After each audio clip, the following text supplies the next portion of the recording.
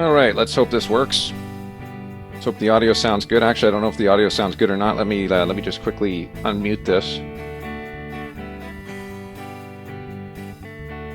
Hey, you know what? That doesn't sound half bad. Get the countdown started here. Playing some more Kerbal Space Program today. I'm going to try and try the aviation thing. See what it does. I'm going to definitely need some of this water today. I tell you what.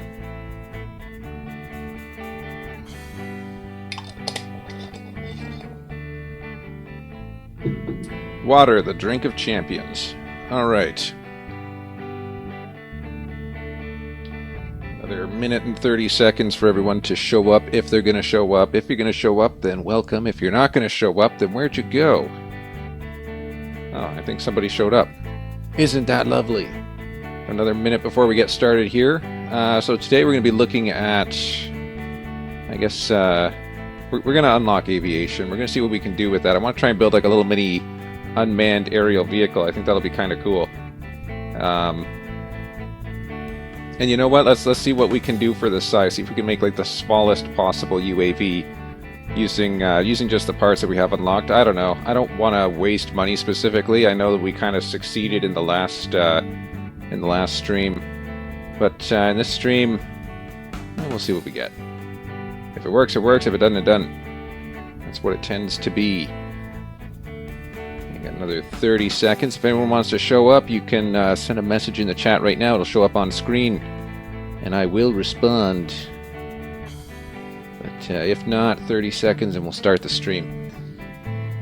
Overall, just loading up the game here. It's low. I'm trying it at 1080p today. We'll see if it holds out at full 1080 resolution. But enough talking out of me. It's been solid 2 minutes. If anyone's showing up, they've showed up. If they're not showing up, they're not going to show up. We got another 2 seconds here, and we get started. All right. Right into Kerbal Space Program. So, wow, we can see a lot more with this, that's for sure. Observational surveys. Yeah, they want specific locations. That's kind of a problem. Orbital trajectory. What I kind of wanted to do, wasn't there like an observational ferry destinations, conduct atmospheric near this zone. Take pressure readings on the surface at this site. I don't know that I want to be on the surface. VIP, stack separator on a suborbital trajectory. Nah. I guess all we have left is to just get to the moon. I mean, other than that, it's suborbital trajectory. I guess I could have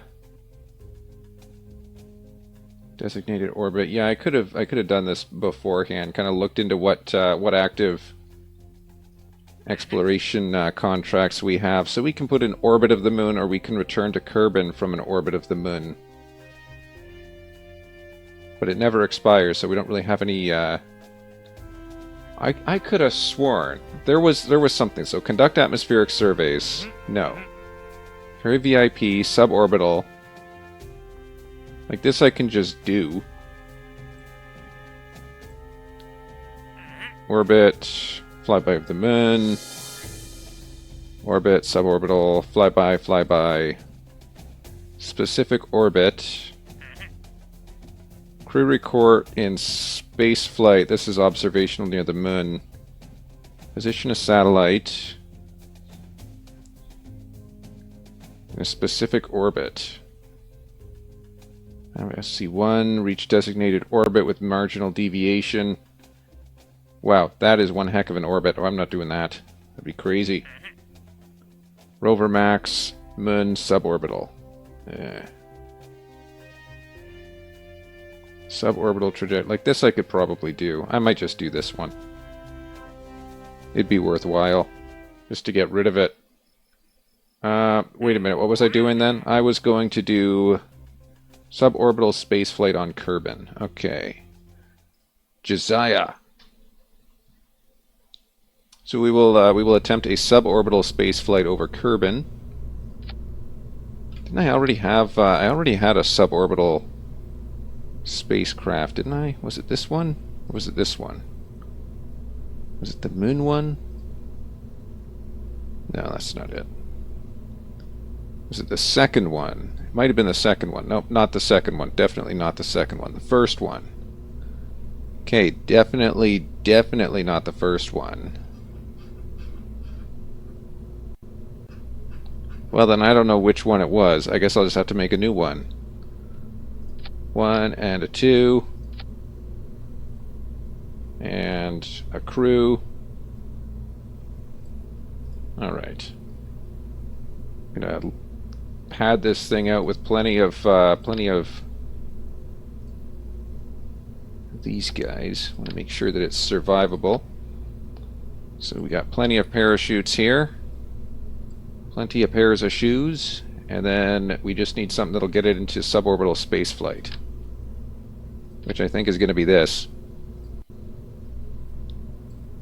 So 1700 meters per second. I think that'll get us up to altitude. Let's just check the thrust to weight ratio. Make sure that that's close to 2. I like to keep it closer to 2. And we'll put some of these guys on. There we go. Alright. I think that'll work, ultimately. Actually, you know what? Let's just go one step further here. There. Alright. Yeah, I get the feeling that this will probably work.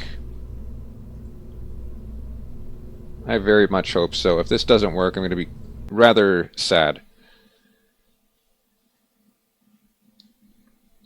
This will give us a little bit of extra funds to play around with. We'll be able to make a little space plane sort of thing.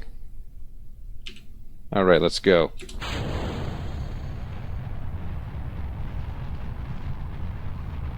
So we're watching for that apogee to be higher than 70,000 meters. Ideally. Of course, you never really know until you get there, especially when you're under the influence of aerodynamic drag. It could be just about anything. Alright, but we're looking 10, 11 kilometers, 12 kilometers. So all we really need is suborbital spaceflight. I guess that means we actually need to get to space. That's the assumption I'm going to go ahead and make. I think we'll get there. It's looking good. 50 kilometers, 60, 67, 70. All right, we're plus 70 kilometers. Let's try and angle ourselves a little bit here. All right, 131 kilometers with this thing. That's a little bit excessive, I'd say. Maybe we don't want to go exactly that far. Hold on. I gotta stage this correctly. What was I thinking? Alright, I'm gonna give us a little bit of a side boost here. Ready? And... it's about the best we can do.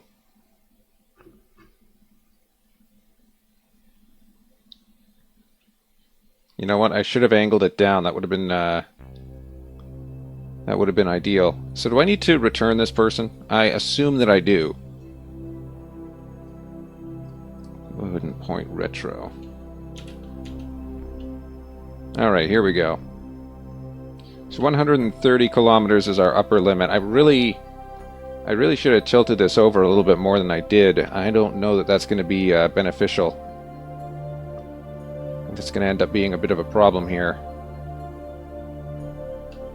We'll see. We'll have to see. No backing down now, I tell you what. I'm going to try... oop, hello. I'm going to try angling this just a little bit. And hopefully we can cut that angle to the side there. Okay, we're not slowing down, are we? That's not a good sign. Surface velocity is increasing too much. We're going to impact the ground at this rate.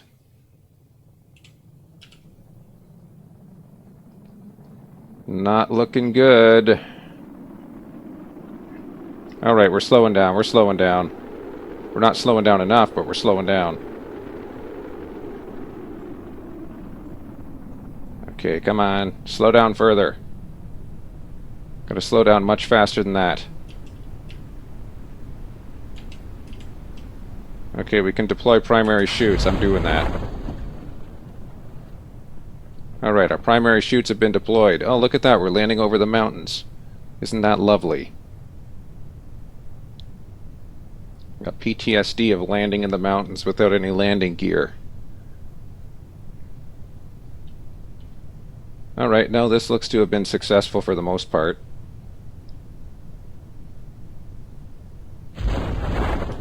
Alright, primary parachutes have deployed.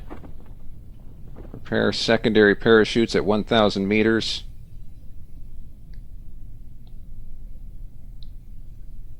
Yeah, you know what? I guess that did work. Didn't sound like it worked, though. It sounded like something just crashed down. Not too far. I want to try some experiments with these parachutes and see if I can get something that'll, like, self-recover. I don't know. I think I could self-recover. You just have to set the altitude that it deploys at.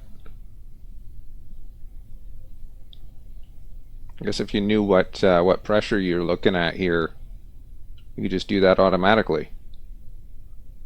I don't know. What are the settings for that? Are there settings for that? So it says minimum pressure. What would be minimum pressure? Actually, you could dial that all the way up and just see what it does. Then if there's minimum pressure, like pressure isn't just a number. Pressure is it has a unit attached to it. So what does it mean by minimum pressure, I wonder? Alright, here comes the ground.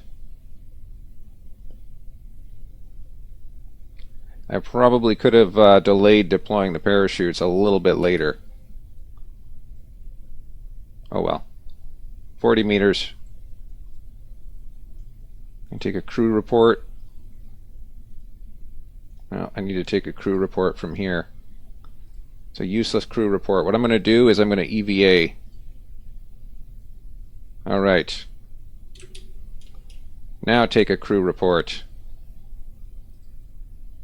EVA report. Nope, not necessary. Oh well.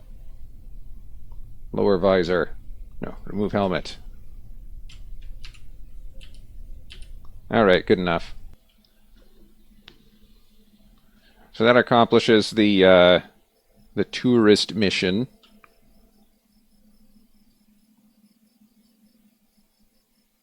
It gives us something to work with, I guess.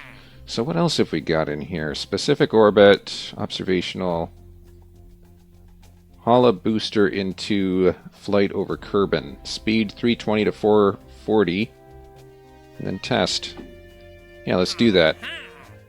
See, what I really want to do is I want to be able to upgrade this place, I want to be able to upgrade this place, and then I want to be able to upgrade this place. Doing all of those things is going to cost money, but in addition to that, I want to be able to get this aviation unlock, right? We got all this fun stuff. And there's also flight control. General construction. I don't think we need general construction just yet.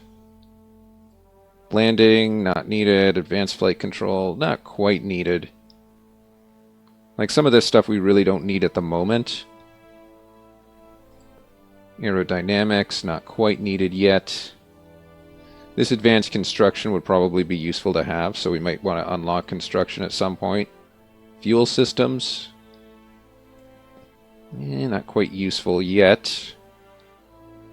Also not quite useful. Heavy rocketry would be useful. But yeah, I'm thinking aviation is going to be next, and then if we explore the moon and we explore Minimus, that'll give us a little bit more to work with. So what was the one I just accepted? Hammer?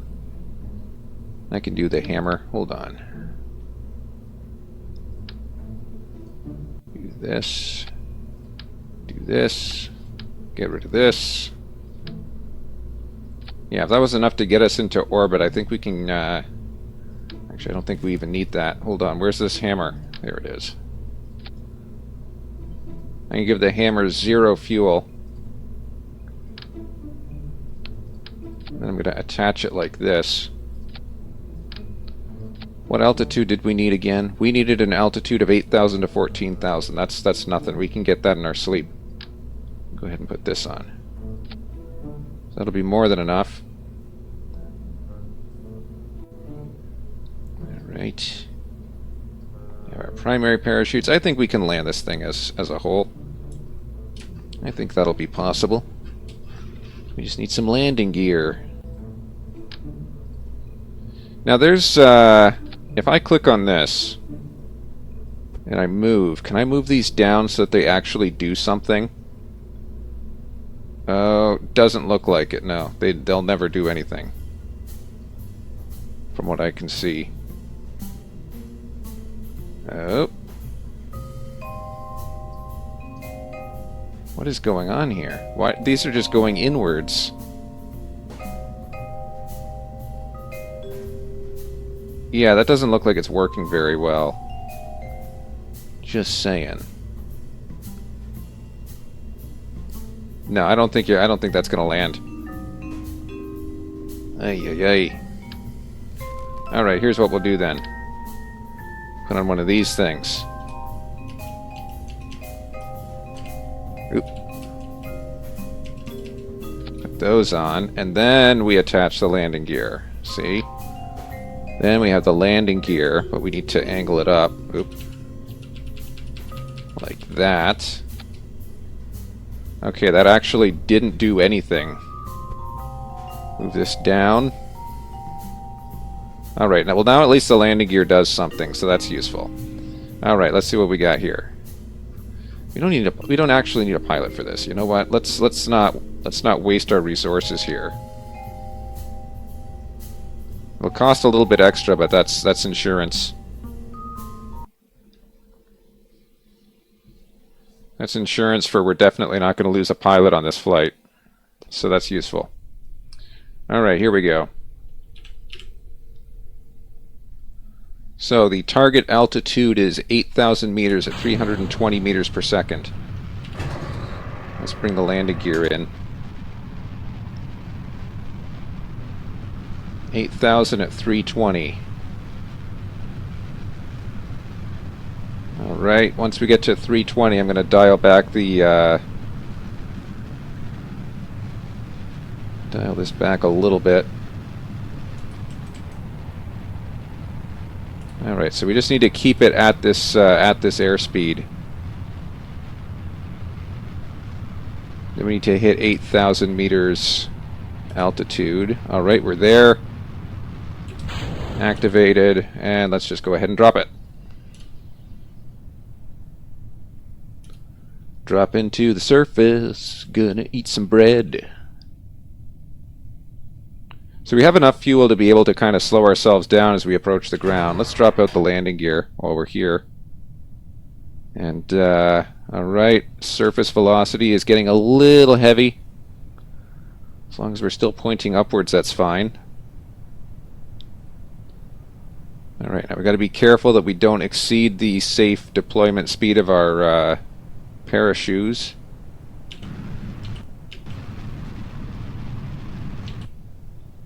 Keeping a steady, controlled descent.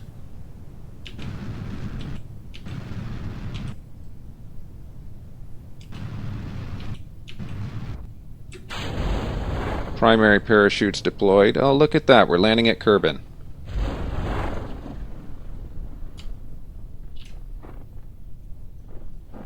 Alright, a steady, controlled descent. That's exactly what we wanted. Looking good. We're going to deploy our secondary parachutes once we get the chance. I'm trying to steer it so that we're landing more or less on Kerbal Space Center property.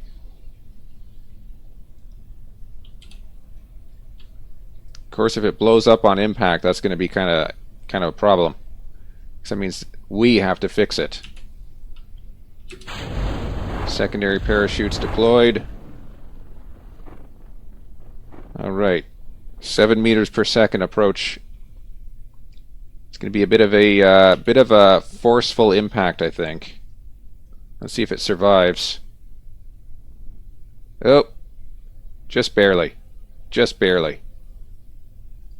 All right, that should be pretty easy to recover, given that it's sitting on the front lawn. How did we do? No science, but we returned the vessel. We got money for it, so that's all well and good. Okay, what's next? What's next? Test a radial decoupler. Oh man, all these missions, I tell you. I mean, on the one hand, it's free money. On the other hand, it's like, what am I doing with my life? Alright, we'll give it a try. Where is our test the dang thing? There it is. So this is where we're just going to test the dang thing. And what was it we needed to test? We need to test a TT38K decoupler, which is this guy. Alright, we'll put one of those on. Actually, we'll put 2 of those on. Alright, we need to be at 28,000 to 36, so I don't actually need this. Let's put the swivel jet on. I think that won't get us to 28, will it? That'll get us to 28. Close enough. We don't need this expensive stuff. We don't need this expensive stuff. We don't even need that other expensive stuff. What's this doing here? So let's do this guy with one of these. Oh, hello. There we go. And then drop a couple of extra pair of shoes. Those ones and these ones. The capsule we want to keep empty. Alright. That should be enough to test the dang thing.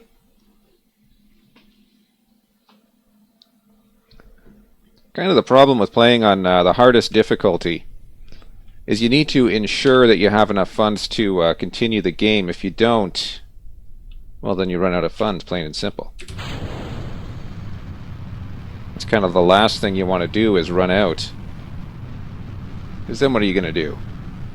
You're going to start all over again from square zero. So the idea is 28 kilometers altitude at 330 meters per second. No!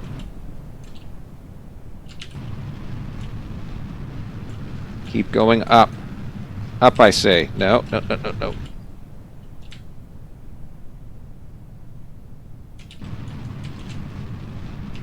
Okay, up, up, up, up, up, up, up. Nope. It's tipping again. Aw, man. Look at that. That's how you recover a tumbling spacecraft. Actually, there's no real limit on the velocity, so I can kind of go as fast as I want here.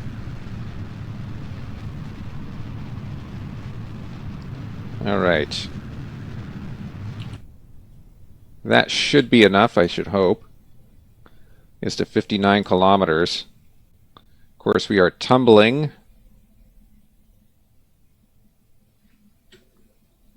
Alright, we're at the altitude to be able to test it. Test is complete. What a wonderful day. Surface velocity. Go ahead and speed this up a little bit. So on the return flight, we're going to use the engine to slow ourselves down just a little bit so that we can deploy the parachutes and hopefully recover the spacecraft. Of course, you never know. You just hope that it works. Alright, 46,000 and decreasing.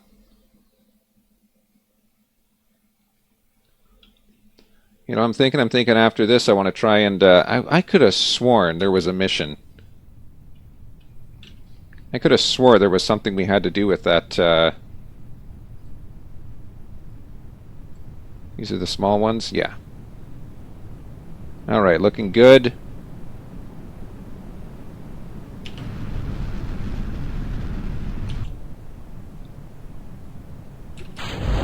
Primary chutes deployed. Oh, look at that. We're right over the water there. Isn't that lovely?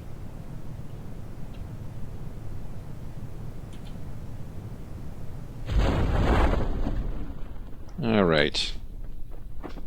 And we have a slow descent towards the water, where hopefully we will land safe and sound. Oh no, I can't deploy the secondary parachutes. Of course not. We're out of communications range. Aw, man. Well, I guess we're going to have to hit the water at a pretty heavy speed.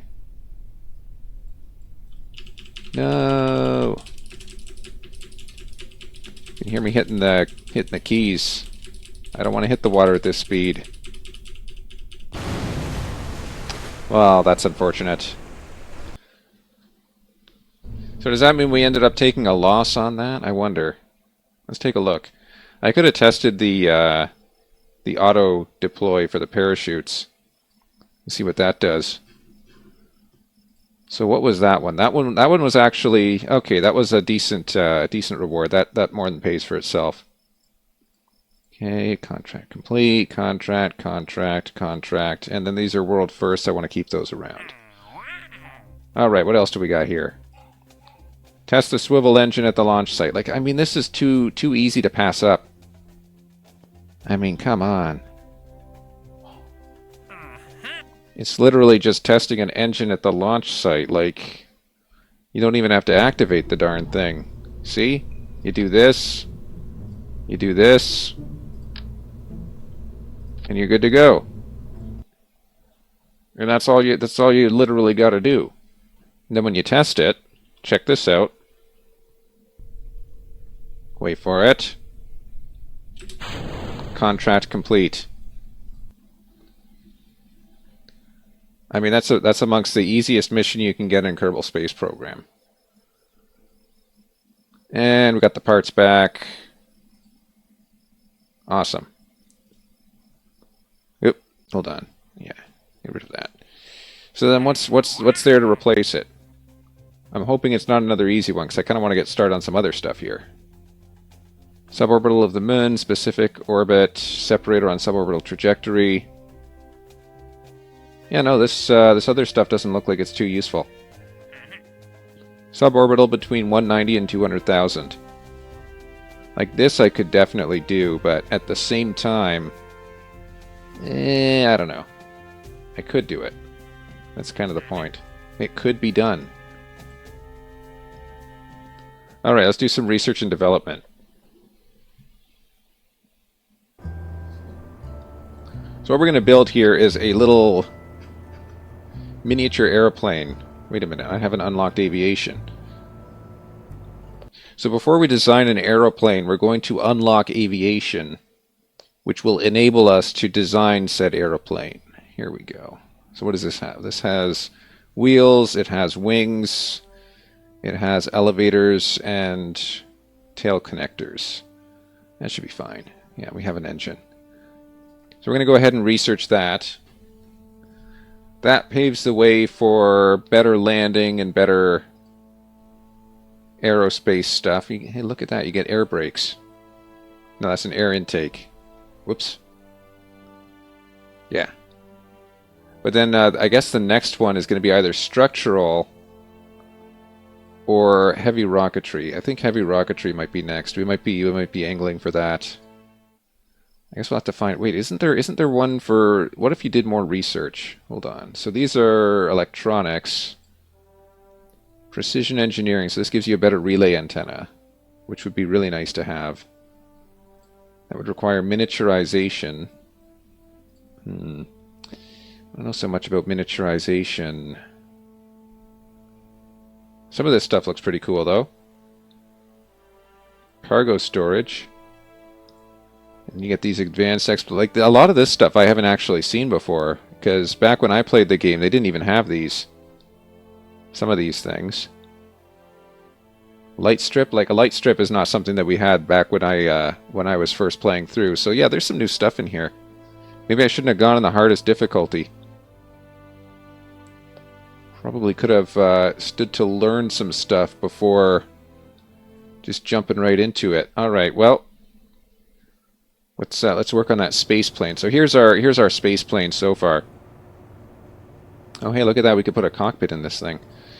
What I'm hoping to do is just design a minimal kind of thing. So wow, 2,000 to buy into that engine. Wow. Aerodynamics, we're going to have a small circular intake because we need to get air to that engine somehow. And look at how expensive these wings are. Yikes. 3,600 for swept wings. Wing connector, wing connector. What if I just did... Hold on. What if I just did control surfaces? Like, what if my entire aircraft was nothing but control surfaces? Well, obviously we need fuel. MK0. That seems pretty light. Okay, that's as much as I'm willing to spend. So we're gonna... Yeah, that's the right size. That's the size I wanted. Okay. We're gonna make an aircraft that's all control surface. All control surface, no bite. Where's aerodynamics? So we got our circular intake. Right, that's okay, I think. And then, it'd be nice if we had batteries. That's 1.25 meters. That's a bit wide. Hold on. Let's try... Oh, hey, look at that. We have a rechargeable battery pack. I didn't know that. Okay, I guess that comes with the territory then. So that gives us battery.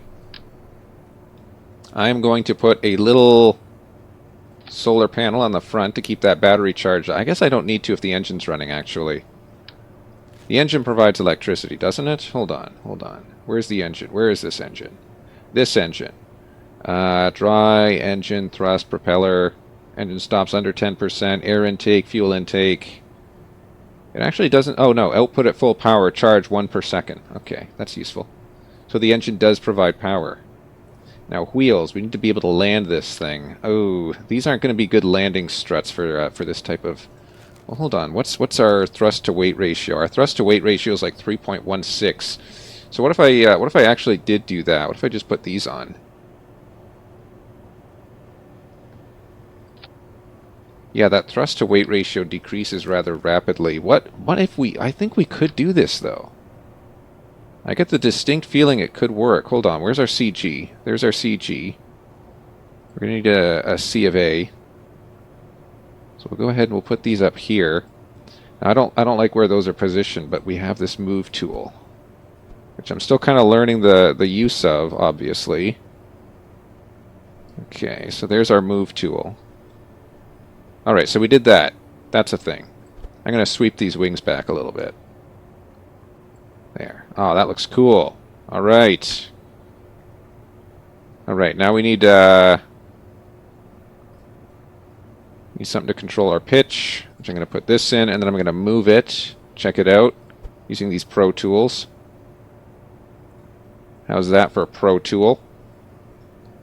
Alright, and then we just need something to control yaw, which is going to be this guy. Check that out. This controls yaw only. This controls pitch only. And these control roll only. Alright. Alright, how's that look? I think that's okay. The only thing is it's not going to be able to take off because we don't have any wheels. And I'm not really willing to spend money on wheels. Now, what's our thrust-to-weight ratio is 2.41. Like, literally, hold on. I'm going to call it Droner. We're not going to launch it though. We're gonna head over to the vehicle assembly building, and we're gonna turn this into a vertical takeoff drone. Now, how interesting is that going to be? Let's open from the other building. Can I import from that? No, that's not what I wanted. Ah, there it is.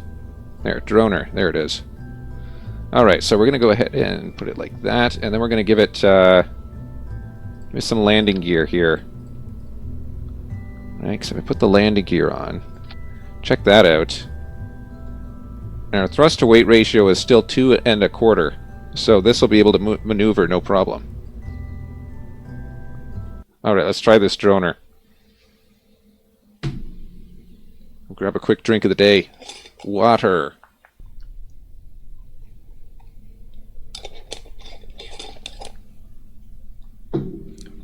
Okay, so it'd be nice if it was daytime, but I guess it's not. So, look at that. That looks nice.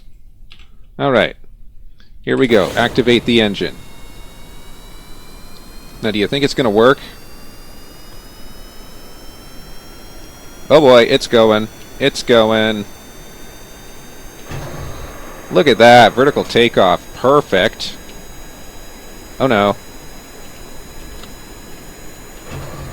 Oh dear.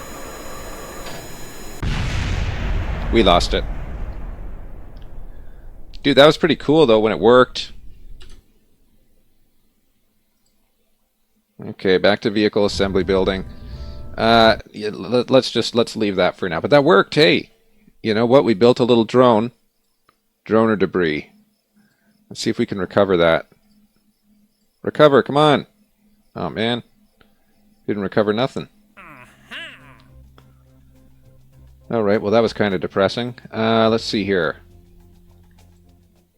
Yesterday we launched a bunch of communication satellites. I guess we could launch a couple more just to make sure that our connectivity stays up. This almost worked. What we need is control. We need some way to control it so it stays in the direction that we point it. How much would it cost to get this control? 45? 45 to get control. But then it'll work. Like this is a working design right here. It just needs a little bit more control authority so that it doesn't crash into the ground. It's a nice little drone we built there. It looks perfect, and it's minimal number of parts too. How much does this weigh?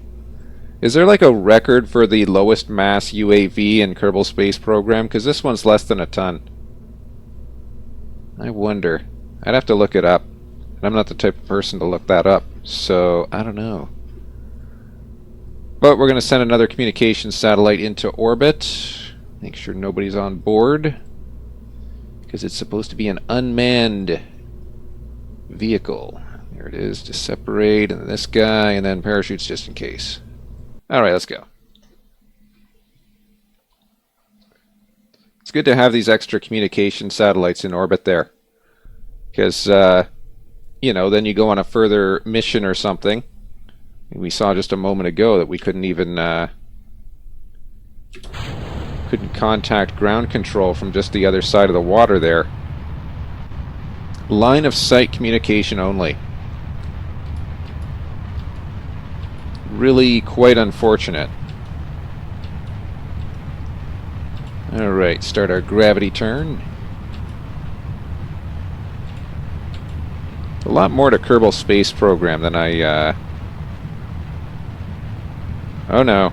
Oh no, we're tipping. We're tipping. No! Don't tip over! No, don't go that way either. Come on. Oh, 180. What are you talking about? What are you talking about, 180? Oh, because of... Oh, okay. That's my mistake. I made that mistake last time as well. It's because this thing's rotated.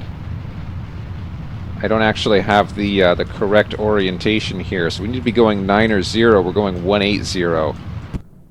That's a mistake. That is a mistake and a half. What do we got here? 65 is our apogee. That's not good. That could be better. I think we wasted a whole bunch of our delta V just now. All right. Well, let's. What is our specific impulse? I think at this altitude our specific impulse is too low for that to be of much use. So let this climb a little further.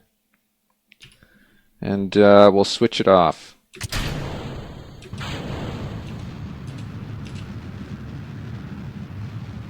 Alright, so there's our orbital velocity. Let's get ourselves oriented to a nice high altitude, and then that'll make it a little easier for us to push out for a high orbit. All right, apogee. I'm hoping to get a nice another 500 kilometers out from Kerbin, if possible. But first, we need to get a stable orbit. So I'm going to go ahead and I'm going to bring this up to about 150. 150 on the apogee. Here we go. 105, 106. We're watching that. 112. Get ourselves out to 150. least close to 150. Close enough that we can call it 150. Yeah, that's burning more fuel than I expected. Alright, there we go. 150, just where we wanted to be. Gonna pre-angle ourselves down here. Gonna be at a little bit of a skewed angle, but I think that's gonna be acceptable overall. Alright, let's watch ourselves carefully now. 125, 130. I'm actually gonna kick it from here. And that should be good enough to get us at least into orbit. Wow, look at that. That is a really weird orbit that we've got going there. Really weird. Needless to say, that's kind of my fault for pointing us due south when we needed to be pointing east. Kind of my fault. Alright, here's hoping we don't burn up the rest of our fuel just trying to get an orbit. Let's hope we get an orbit, actually. Perigee is still minus 300 kilometers, but it's moving up pretty quick. 200. Negative 100. Still negative 200. Okay. I'm actually going to let us ride it out to that apogee a little further here. A little easier to push that out once we're full up. Go to 219. Just need to make sure that we stay well within our communications window here. All right, here we go. This should be perfect. Right about there. Right about there. How is our communications anyway? Where are we relative? We have another communication satellite right there. Oh, that's a random floater. Communication satellite's over there. Whoops. It would be smart, however, to deploy at least one of these. That's a rechargeable battery pack. Come on, deploy. There. Alright, let's go. See where that perigee takes us. Need to at least get a stable orbit for this to be considered successful, and it looks like we are going to get that. Alright, we have stable orbit. Perfect. Now the question is if we can decrease the ellipticity of this particular orbit that we find ourselves in. Hey, you know what? That's not bad as a communications relay. I think that'll work just fine.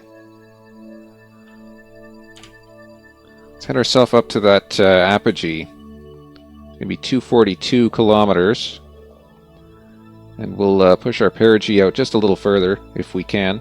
So 242, wait for that. 31, 33, come on, let's go 42. Be nice if we could auto-warp. But I guess we don't unlock auto-warping until later.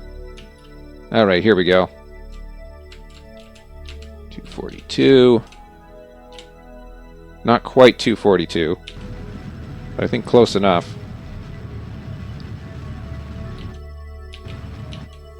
Alright, that's gonna even out our orbit a little bit. So 307 kilometers is our next target. 307. 307. Where are we here? 300. Alright, 307. Oh, facing the wrong way. Alright, still in communications range. Lovely. 307 kilometers. Alright, 352 and 304. Like, look at this. We're not bad at all. That's I think that's a respectable orbit we have here. Even if it is mildly skewed. So 352 kilometers is our next target. Go to 352. 352. What you gonna do? Alright, that's 349, that's 350, 351, close enough. Don't need to be exactly on 352, mind you. Alright, so that's 352 and 304. See, that's a pretty elliptic, or pretty circular orbit we have now. So if we look at this, yeah, that's not bad. That's not bad at all. I would like it to be out a little further, though. So we have this... that's a random floater. Never mind. This is a communication satellite. And this is a communication satellite. We're trying to build a network of these things, you know? So that hopefully never do we have another spacecraft that's out of communications range just because of line of sight. I'll extend the antenna for that one. Why not? Okay, so we're gonna go ahead and point prograde here, and we're gonna try and just see how far we can push this out.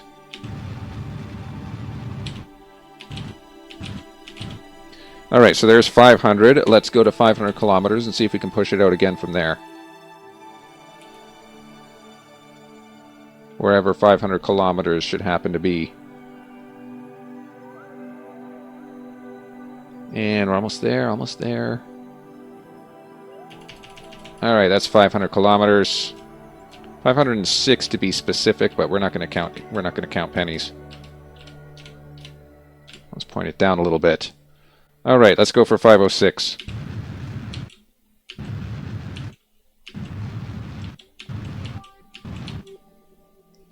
Alright, a little too far out. 614 on that side. Let's go for 614. Really, I'm just trying to make this as circular as possible, but I also want it to be useful. Oh, that's it. We're out. So this is the final orbit of our communications satellite here. That's not bad. You know what? That's not bad at all. So for the most part, it should be pretty capable of communicating with a lot of stuff in the Kerbal sphere. And then we have these other Untitled communication satellites to act as relays if it's not. Even if they are right on top of one another. Rather unfortunate where the positioning ended up there. So I'm going to point this guy north-south. Yep, maybe like so. The idea is we want it to forever be capable of catching sunlight. So there we go. All right. Now, vessel naming. We need it to be a communications satellite. So that's a relay. There it is. All right. All's well that ends well. Back to the Space Center.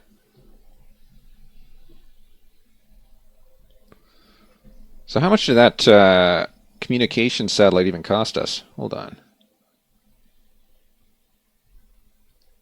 In terms of cost, that communication satellite was only 8,000. That's not bad at all, really. I mean, when you think about it, it serves a purpose. Alright, what do we got here? Flyby of the moon. I don't think that's going to be happening anytime soon. Flyby of the moon? It's not happening anytime soon. So suborbital trajectory, Kerbal, testing a stack separator. You know what? I could just attach that to the satellite. Send up another communication satellite and just attach a stack separator. That would work. Suborbital of the moon. This one I could do. So yeah, I could do this. This will net us 4 science and some additional funds, and it'll pay for the next satellite. Let's do that. What's our part count here? Oh, I should have checked the part count before I did that. Oh well. We pretty much know that we're not going to need the parachute, so the parachute can go. So what's the one we're testing? Hold on. Testing a TS06 stack separator. That's this guy. Alright, it's good to go.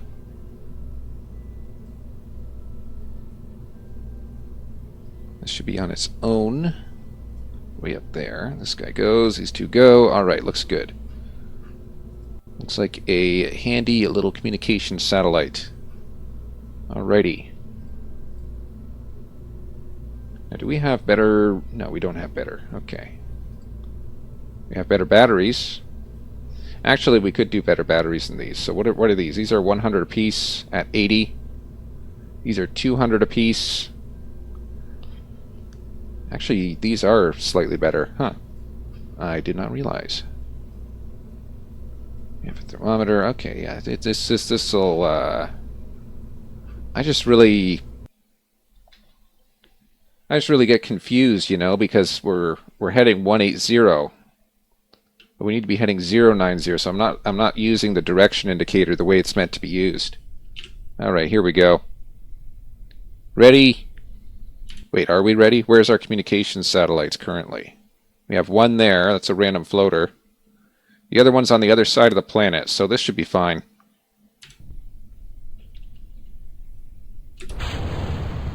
And away we go.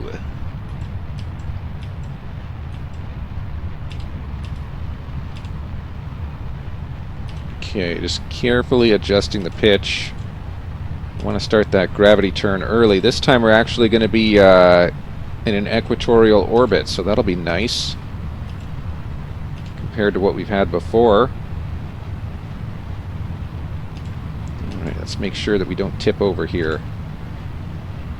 Okay, we're tipping. Hit that gravity turn a little too hard there.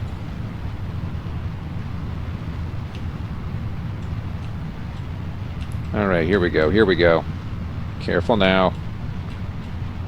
Don't want to tip it.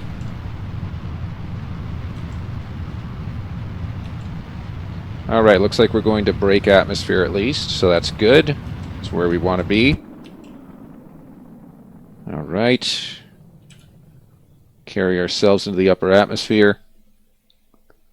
I know it's kind of boring, you know, trying to drop several hundred communication satellites around Kerbin, but I think in this case we do sort of need it. It's a necessary thing. It's just not the most glamorous thing. Get ourselves out of atmosphere here. Alright, there we go.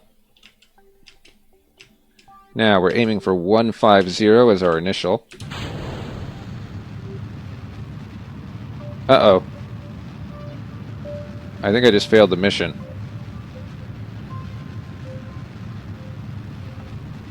No, I don't think I did. I think it's still intact. That's good. I gotta keep an eye on this, so we need to be at 190 for when we test that. 190 when we test the stack separator. Well, we're not going to be there anytime soon because we're only going to 150 on this first hop.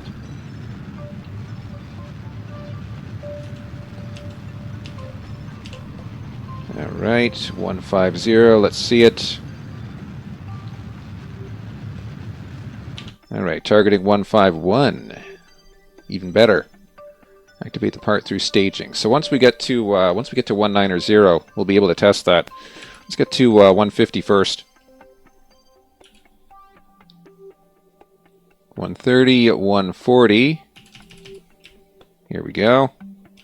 I'm just going to go ahead and do this.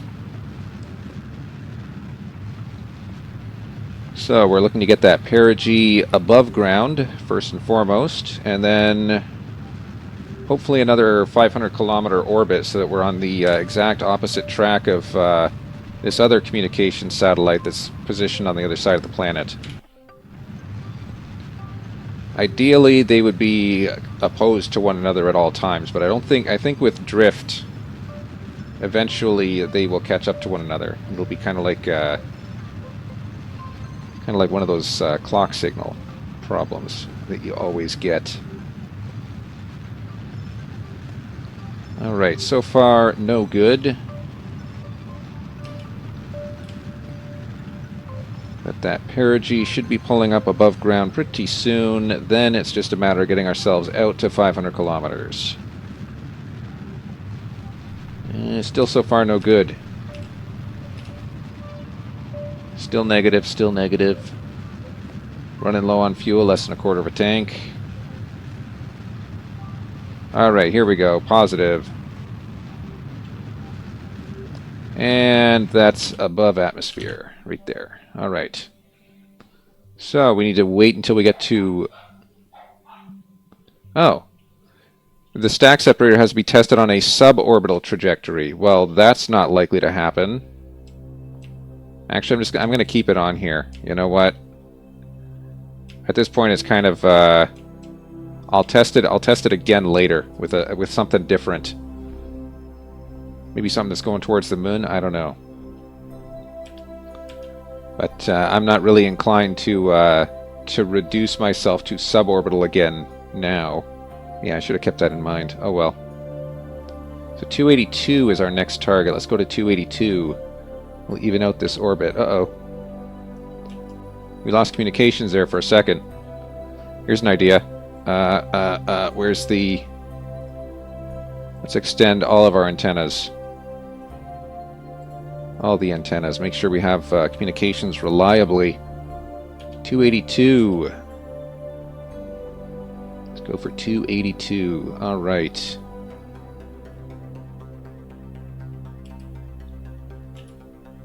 All right, there's 280.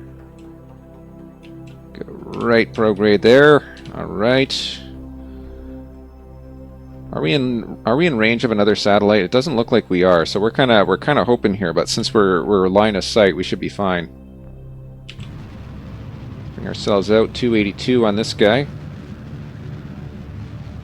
All right, past 282, and 500 on the other side. So I'm gonna go to 500. We want to bring that perigee up to 282. So let's do that. So 521 kilometers is our next target. Uh-oh. Okay, well, we missed 521. We'll just get it the second time. Wait for it. Alright, 521 is our target. Easy does. Alright, there we go. Pointing in the correct direction at the correct time. Get that 521. I want this to be as accurate as we can possibly make it. Of course, that's not always an easy task to accomplish. It's 520. And close enough to 521. I think we can start the burn. Bring ourselves down and aiming for 500. Alright, so 515 and 560, that's not bad. How are we in comparison to... Okay, there's our other communication satellite, so we're actually a lot closer than I was hoping we would be. Well, hopefully that's not a problem.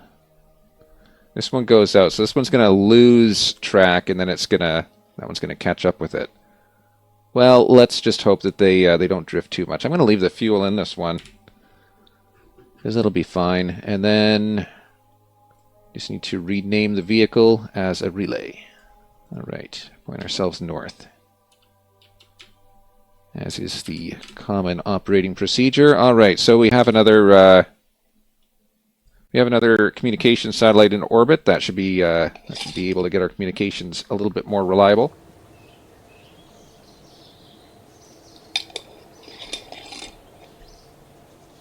Now, do we relay another one? Rover Mac, I guess we do still have this this test to do. We need to get to 190 in a suborbital trajectory. Yikes. Well, we can do that. I think the mission pays for it, so yeah, we'll do that. So 190 suborbital. Let's see where our other communication satellites are at. So we are here. Untitled communication satellite starting to catch up with us. I don't know. I guess we'll have to see.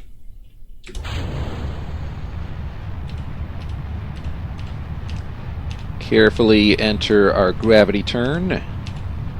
This one I'm gonna really try and angle this one as much as I possibly can, while still keeping ourselves mostly aligned with the surface velocity vector, because that tends to be the thing I've found that causes the most instability, is when we're not aligned with that velocity vector. It's when we tumble the most.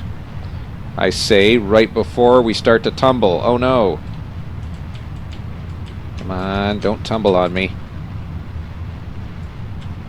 Come on, get back there. Get back there.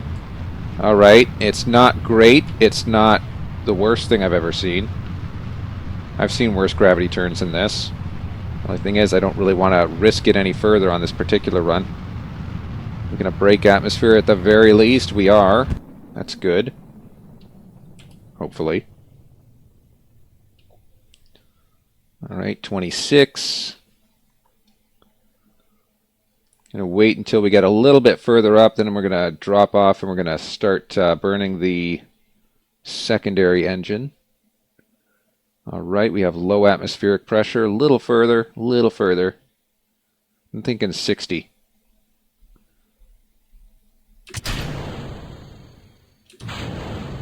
Alright, there we go. So now we just need to bring that apogee up to around... What was the target? I think it was 190 to 200. We'll bring it up to 200,000 and then we'll start our burn from there. This time it'll be suborbital. Hopefully.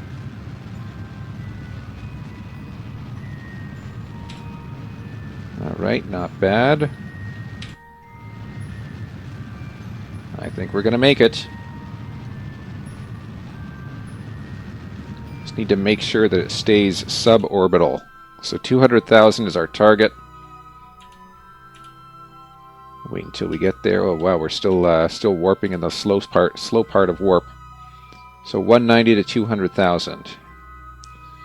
170, 180. Here we go, 190, almost there. And we'll complete our mission. We just fired it off into space. Look at that. Look at it go. Wow, that thing's got some speed to it, I tell you what. Alright, let's point ourselves down and start bringing out that perigee.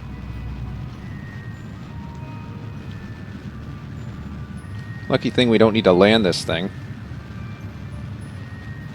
Bring out the perigee.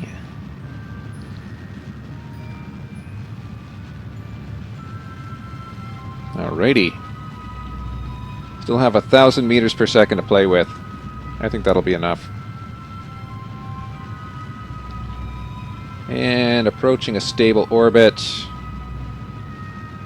And we are now stable. Alright. So how's our...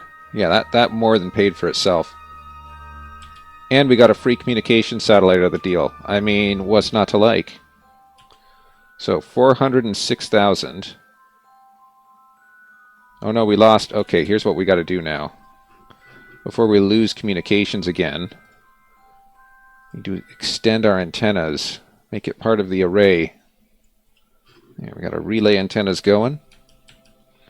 Alright, so 406,000. 406. Where are we here? Approaching 406. There we go. Gonna be down here. And we're going to try and push that perigee out to 400 or 500,000. Anywhere around there. Get ourselves a nice super orbit. Whoopsie, that's 568. That's a little further out than I thought it would be. Okay. Well, it is what it is. 568. Let's go. All right, there's 500. Let's go 568.1. 5, not quite there, no. 60, no, 568, come on. Don't do this to me, game. 568, let's go. Try to do this as accurately as I possibly can, despite the fact that we don't have automatic time warp. I mean, I think automatic time warp should just be a thing. Just be able to say warp until we get to altitude X. But you know, if that's something that you gotta unlock, I guess it's something that you gotta unlock. I think it's a little bit of a poor excuse, though. All right, here we go. 568, 401. Bring that other one out. 540 and 568. All right. That looks good. So here's our current communications satellite. Where's our other satellites? There's the other one. Then there's a third one, and then there's a fourth one. Is this one? That's one as well. Okay, so we have a few satellites around here now. Starting to get a bit of a busy airspace. But I think that's just necessary. So let's point ourselves down at 180. Standard operating procedure. That makes sure that we get electricity all the time. And yeah, looks good. Plenty of resources. We actually got some leftover fuel if we want to. And nothing useful logging the temperature there. All right. All right, looks good. Back to the Space Center. Let's see if we can get another mission going.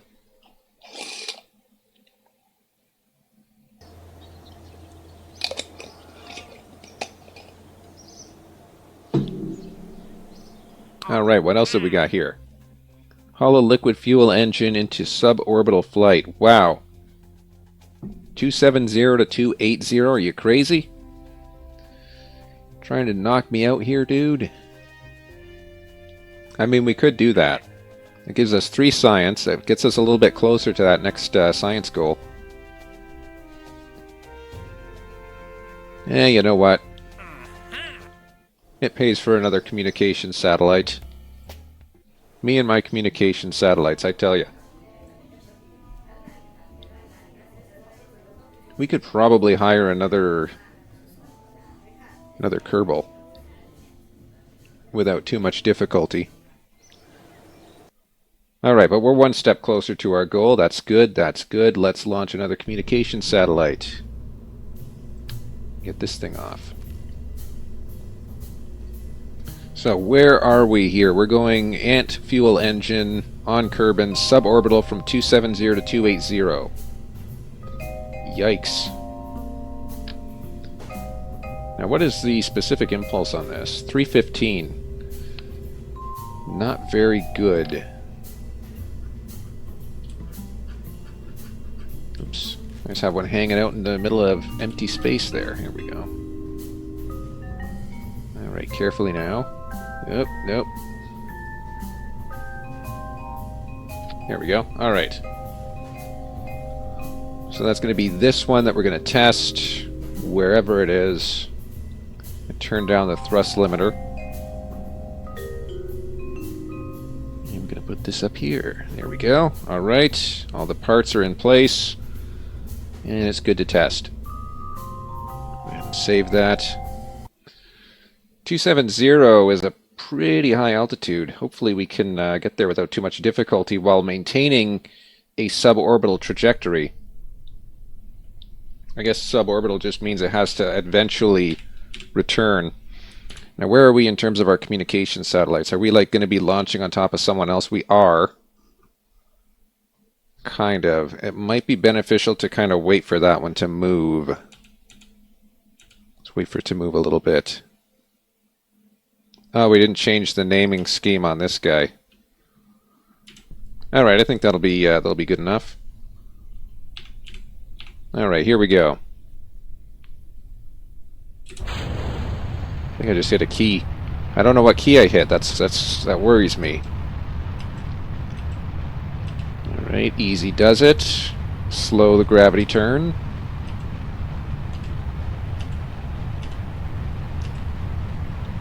Easy does, easy goes. Slow and steady survives the re-entry. You know, I could put parachutes on this primary stage. I guess I don't have the parts count for it though. Carefully, carefully. Okay, here we go. You know that Ant engine is going to be destroyed by the fact that it's getting like several hundred pounds of dynamic pressure just pushed backwards on it. But you know what? I guess it survives. They designed it for it. I mean, they're the ones that asked for the test in the first place, so I guess we'll see. All right, there we go. I'm surprised it didn't burn up. Most engines, you try and run them backwards, they're not going to like it. All right, let's get to a nice high altitude, about 60,000 before separating. Fairly repetitive, but I'd say it's entirely necessary. All right, here we go.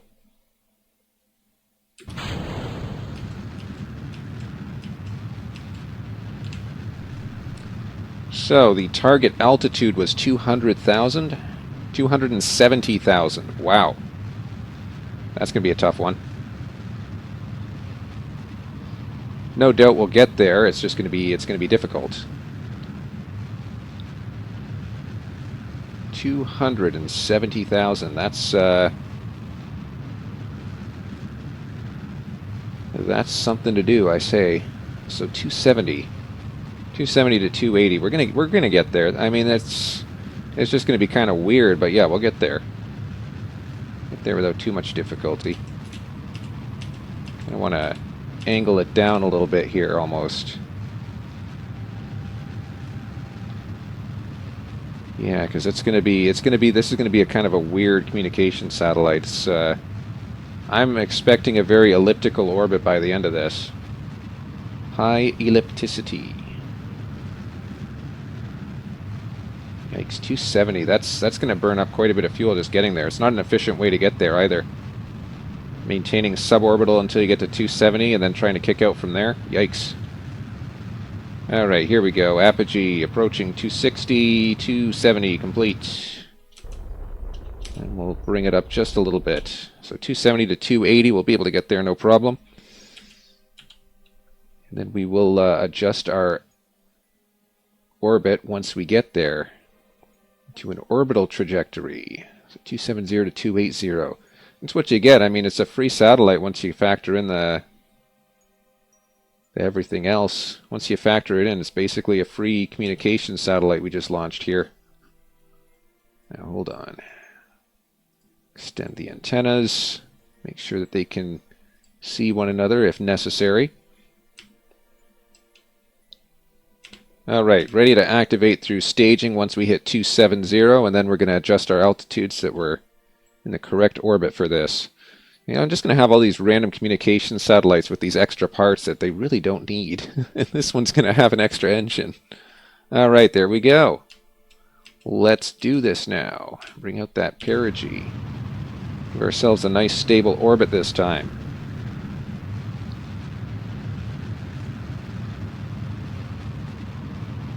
Alrighty.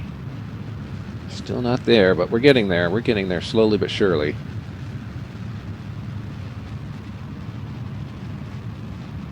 And we're just about at a stable orbit, and alright, there we go. Above ground and above atmosphere. Perfect.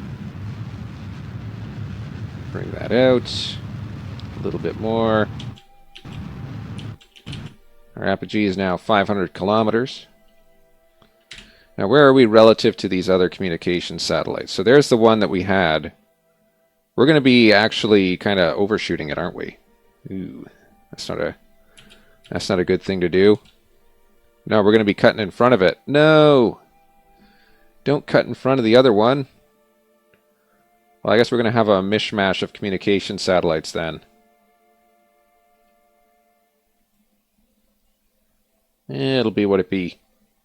Actually, it's not so bad. It could be worse. What's our altitude now? 507. We need to hit 510. 510. Here we are. Alright, let's go. Bring that lower end of our orbit right back out there to 500 kilometers, right where we need to be. And 500 kilometers, 500 and 513. Perfect. Yeah, we're not as far from that other communication satellite as I would like to be, but you know what? I guess it's just going to have to be how it is. Let's adjust the naming scheme. Relay. All right. I want to switch back to this guy because this is supposed to be a relay. Wait, why can't I switch? All right, back to tracking station. I got to switch the name of that guy.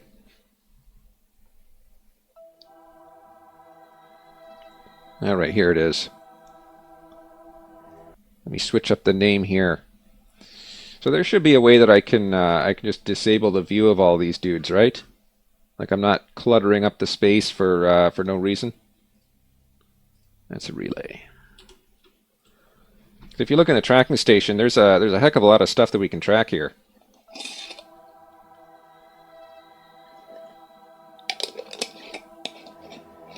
including one spacecraft that's just kind of stuck in orbit. Right, so I can turn off the relays, and then, oh, look at that, that's pretty. Alright, but that gives us an idea of our communication space there. Oh, this is the targeted orbit that it wants us to try and send something into. We could do that. Nah, that looks easy.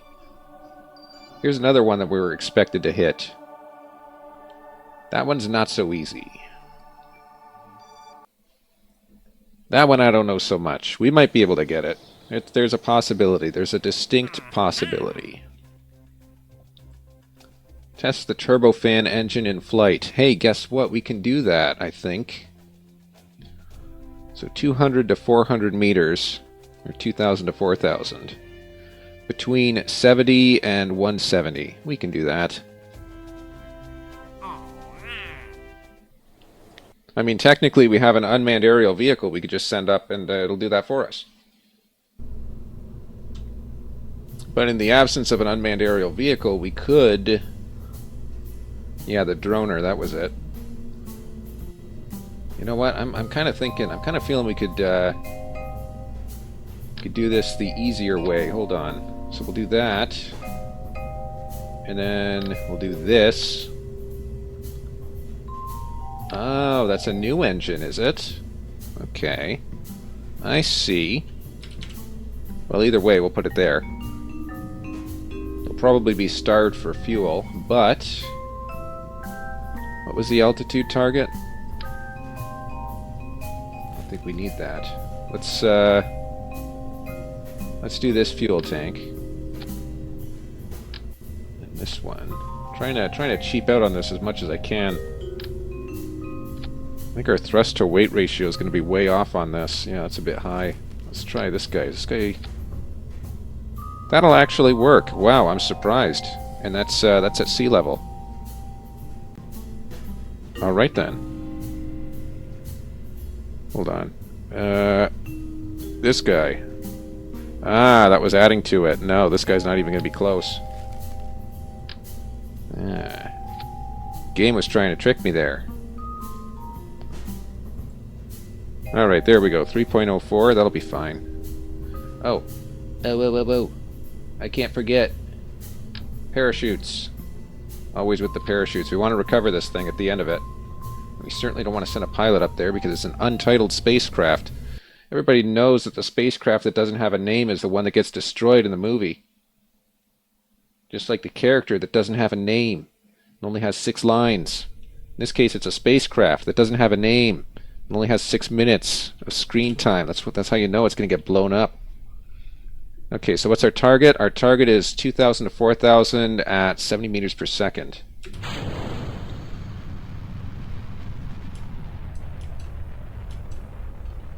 So 2,000 to 4,000. Let's see if we get there. We gotta really slow it back. Alright, we're approaching altitude. 2,000. There we go. Alright, perfect.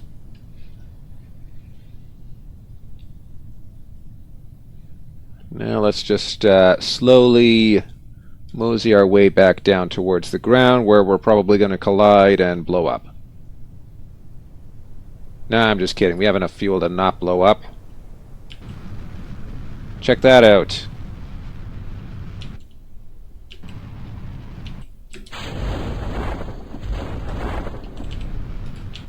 Whoopsie. Wrong button. Here we go, slowly towards the ground. And before you know it, we will not be impacting the ground, hopefully. We've ran out of fuel. Oh, we landed. Okay, well, that's good enough. Alright, another successful mission. Let's see how we're doing here. This is how you, Alright. This is how you ensure you have sufficient funds. Look at that, half a million right now. That's good. Science data from the space around the moon.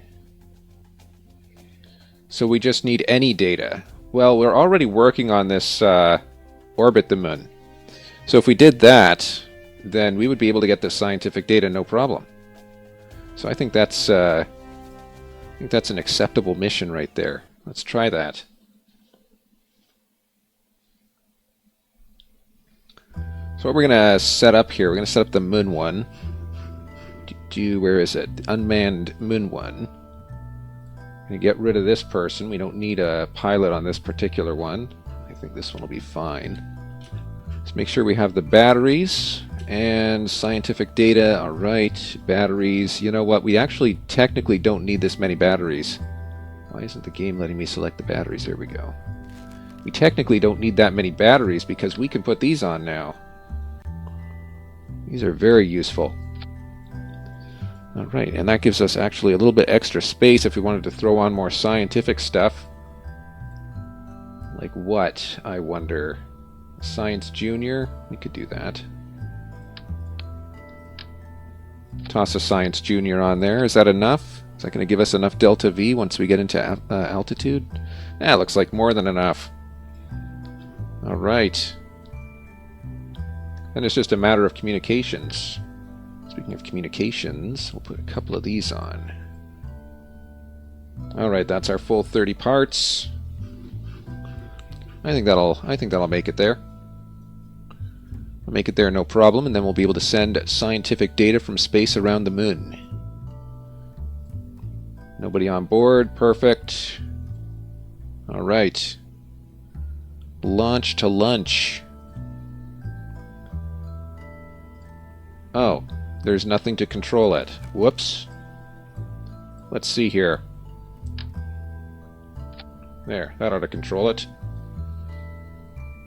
Yeah, because we don't need that extra parachute on there. Configure vessel name. So I'm going to try something with this.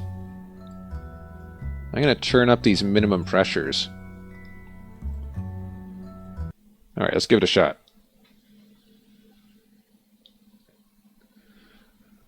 Got to be mindful of our gravity turn to 9 or 0. Alright, I don't like how the whole thing is kind of wobbling around like a salty fish, but you know what? I guess we'll just have to live with it for now. And just very carefully adjust ourselves to do a gravity turn in the direction of 9-0. Okay, we're supposed to be turning 9-0. We're not turning anywhere now.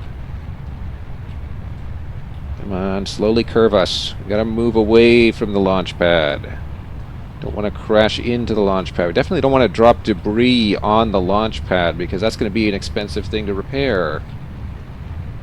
If we can avoid dropping stuff on the launch pad, well, I think that would just be the best for all involved.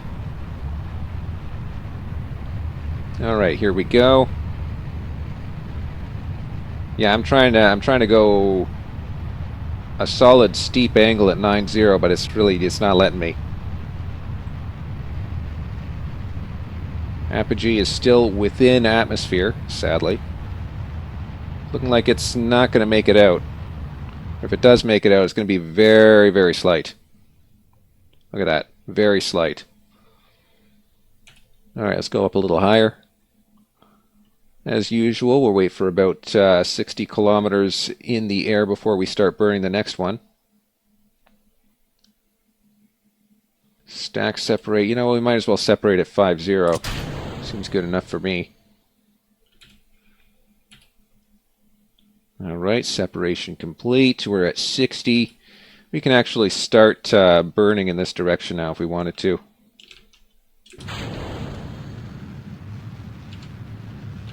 Easy does it.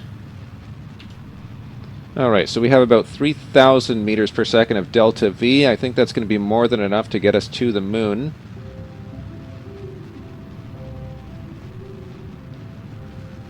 However, our perigee is still very solidly underground, which I don't quite like.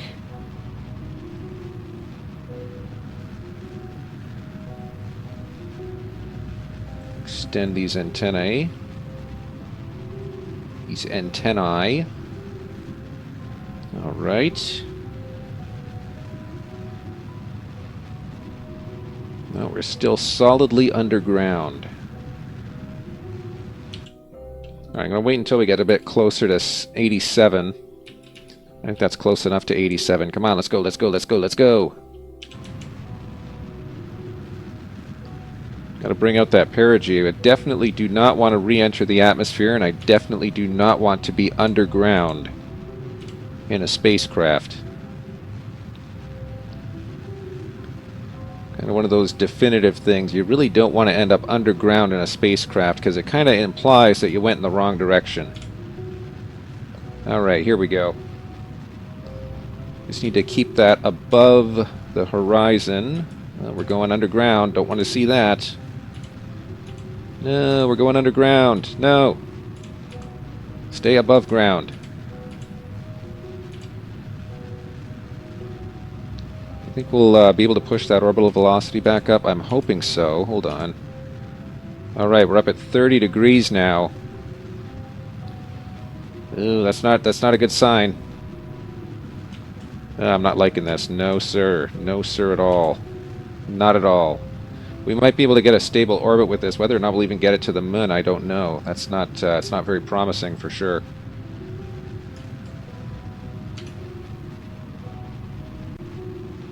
Look at that, we're up at a full 45 degrees here. Kind of need to be building that orbital velocity, but for the most part, we're just kind of fighting gravity now. I don't want to fight gravity, I want to be friends with gravity. Think we'll keep it above 70? I don't know. It's not looking good for certain. It is for certain not looking great. Okay, here we go. Starting to bring it up a little bit. Alright, we have positive climb rate again. That's a good sign. Let's just keep that positive climb rate and slowly angle ourselves down so that we're building that tangential velocity that we really need in order to stay up here. Alright, there we go. Building some tangential velocity once again. It's getting nerve-wracking. Getting nervous. Alright, here we go. Tangential velocity, sending it full. Wow. This is really not working as well as I'd hoped it would. Perigee is still underground by a couple hundred kilometers. Let's try and bring that above ground. Then we've only got 1,000 meters per second to play with, though. That's not nice. It could be way better. Alright, at least we're almost there. Alright, we're now above ground. Excellent. Resplendent. Alright, we're now stable in the atmosphere. That's good. Let's, I kind of want to make sure that we're pointing something towards the sun. Make sure we get some solar energy while we're here. Now, where is the moon? The thing that we're trying to get to. It's way over there. So our next burn is probably going to be somewhere on the dark side of the Kerbal. So we'll go ahead and, yeah, we need that to be in sight. So where is east? I think that's the way we're heading, right here. So this way is where we will go, and hopefully the moon appears when we get close to 70,000, because I don't want to be fighting the 146. Keeping our eyes open for the moon, because you never know, you might hit it if you're not careful. You might just run into it. And if you run into it, well, then there's no saying what would happen then. Probably not good things. Still no sign. Wait, is that it? No, that's not the moon. That's the moon. Okay, ooh, I hit the wrong button again. Okay, here we go. Yeah, we're not quite at the altitude I was hoping we would be at, and we don't have as much delta V as I was hoping we would have. But, nonetheless, push it out, we'll see what we get. Place your money now. Will we get to the moon or no? 600 for our Delta V. I don't think we're going to get there. You know what? If we do get there, I don't think that we're going to have... I don't think we're going to have enough energy to be able to maintain a stable orbit. Maybe we'll crash into the ground. Oh no. Wouldn't that be awful? 200 meters per second? No, it doesn't look like we're going to get there, actually. Wow. Ooh, that's cutting it close. Oh, we might just pass by. 56, 40, 32, 17. We're just about out of fuel. Alright, we're out of fuel. So if we do get to the moon, we're only going to be doing a small flyby. Well, here's hoping. Let's hibernate this thing. Hibernation. Okay. So that way we save on our electric charge. We'll move our way a little closer to the moon. Out we go, and away we are. Where we stop, I do not know. Nope, doesn't look like we're going to hit it. We're getting out there pretty far, though. Yikes. Nope. Nope, nope, nope, nope, nope. Doesn't look like it. Doesn't look like it at all. Aw, man. I was hopeful. Oh, we got it! We got it! Alright! The moon's going to help pull us out into a more stable orbit. Now, what was our mission? Our mission was scientific data from space around the moon. So we can gather some temperature data and transmit it. Alright, that's something. Alright, we got something. We're slowly recharging our batteries. I kind of want to take the material survey. It's worth 14. So how much is this transmitting? Is this a lot of data to transmit? I wonder. I hope we don't run out. Let's give it a try. Alright, here we go. Oh, we ran out. Darn, we ran out of data.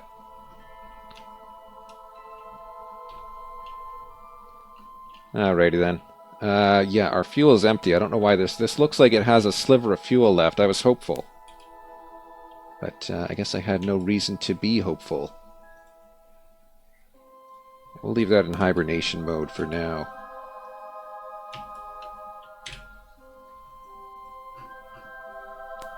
Actually, if I take this out of hibernation, I can position this in a better angle to be able to pick up the sunlight, right? Oop, not that way. This way.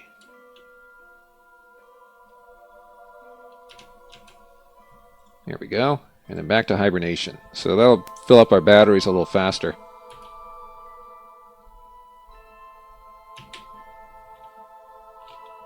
So we're looking at about 804,000 is going to be our closest pass.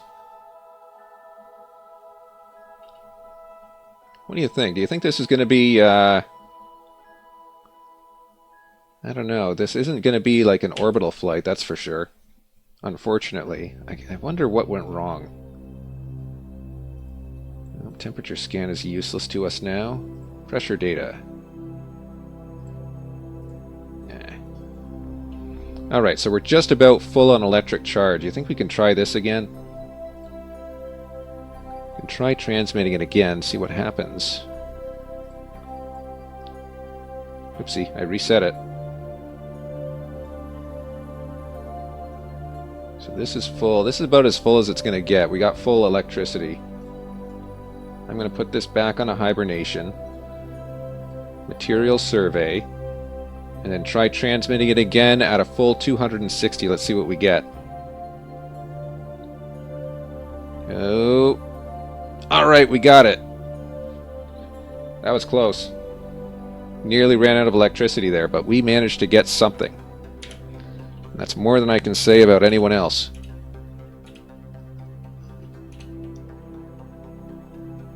Wow, that moon really pulled out our orbit. Look at that. We're pulling way out there. The question being, where is our next orbit going to be? So there we are. So this puts us in a stable orbit. And that actually, well, eventually we're gonna come into contact with the moon again, unfortunately. But we have communications. What if we took temperature data from here? No? From deep space? No, not really useful, is it? Okay. Well, that yeah, it gives us something. At least it's a mission accomplished. But we didn't get into orbit of the moon, so that's partial mission failure. At least we didn't lose too much off of that deal, though. We lost a little bit of. Well, we're probably going to lose the spacecraft, but you know what? That mostly worked. All right, what do we got? Escape trajectory. Not going to test that. Synchronous orbit. We could do synchronous orbit. Ooh, that's pushing it out quite a fair bit, though. Huh. An unmanned probe that has an antenna and can generate power must be fully assembled when launched. Push it out into a stationary orbit. I don't think we can quite do that. We can do this. Science data from around Kerbin. Definitely. Let's do that. We have more than enough satellites. So that's the target orbit right there. Ooh. I don't think that we'd be able to get that very easily. Here's our unmanned spacecraft that we just sent out. I might rename this one. You know what? I'm probably going to. Let's just take a temperature measurement. Alright, that's another one. I'm going to rename this dude to Doomed. And it's just going to be a random space probe. There. Doomed. Because that's what it is. It's doomed. Doomed to fall back to Kerbin. Doomed to either do that or crash into the moon at some point.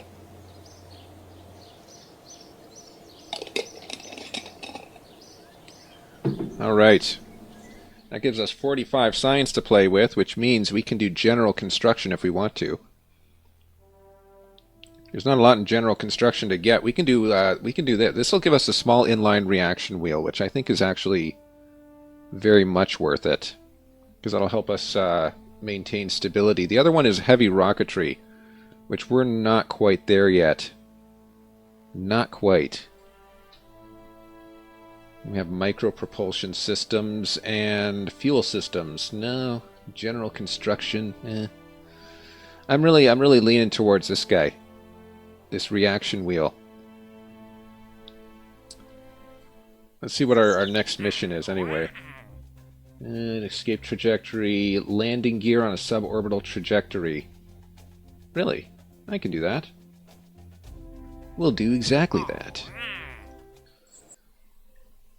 I wonder if it would be better for me to just play this game offline and then I guess the question is, like, how long do you play offline before showing off your progress, you know? You know, man. What's the, we have to test LY-10, small landing gear. Where's the LY-10? There it is. I'm going to put it on like this. Alright, perfect. Deploy retracted. There we go. And it just has to be a suborbital flight. So I'm going to put this guy on. And let's see here. 5, we don't need 5. 1.83, that seems fine. And we'll make it like a dart. Put these dudes on the bottom. There we go. Alright. Let's see how suborbital has to be. Because potentially suborbital has to be very suborbital. If it's sufficient to be in atmosphere. So, Kerbin suborbital trajectory, but it doesn't say we have to be in space. Run test. I have this open, ready to run test. Alright, ready? Aim. Fire. Alright, so this is technically a suborbital trajectory, but, you know, as you can see, the game doesn't really agree. So we're going to have to wait until this gets out of atmosphere. Oh, wow, I just realized. Let's maybe try turning this a little bit away from Kerbal Space Center, because it doesn't have, you know, like a parachute, anything to save it from smashing into the ground. It has nothing. It has nothing at all.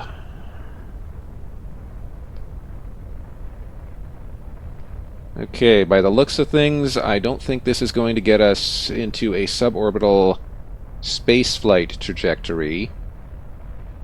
This is technically suborbital. It's just very suborbital. It's sub-suborbital. I think that should count. Well, I guess it doesn't. Okay, let's turn this way and try to land in the mountains.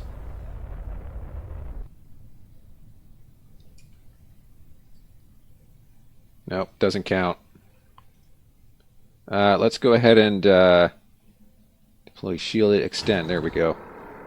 No, not both of them. I only need the one. This one can go back. Oh man, that's not going to end well. This is going to be a problem. Alright, let's just see what it blows up when it lands.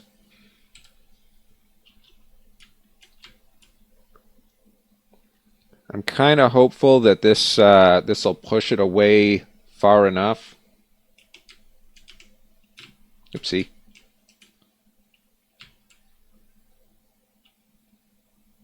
Alright, into the mountains. There we go. It's exactly what I want to see. Actually, what if we could land this? What if we could land this? Is there any possibility whatsoever that this could be landed? I have to wonder. I have to entertain the possibility. Okay, the possibility is not entertaining.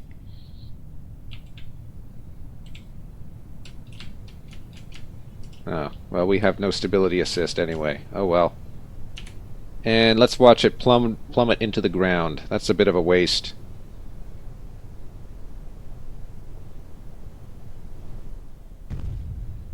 All right. Boom, boom, boom. And it's gone. Let's build another one, this time with parachutes. I think that's well, first of all, get rid of this. Second of all, put one of these on. That'll definitely get us into a suborbital trajectory, I think.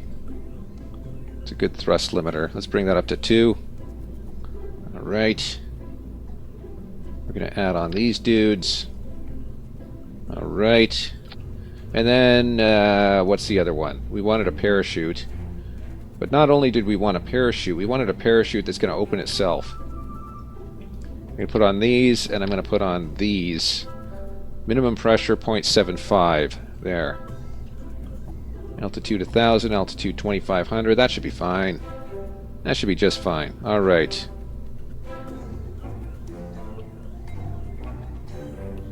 Alright, is that good enough? I'm gonna have to assume that's good enough. Let's give it a shot. See what it does. I guess I could put some control surfaces on there, couldn't I? We have those elevators we could put on. Those seem to work pretty well. Alright, here we go. To space.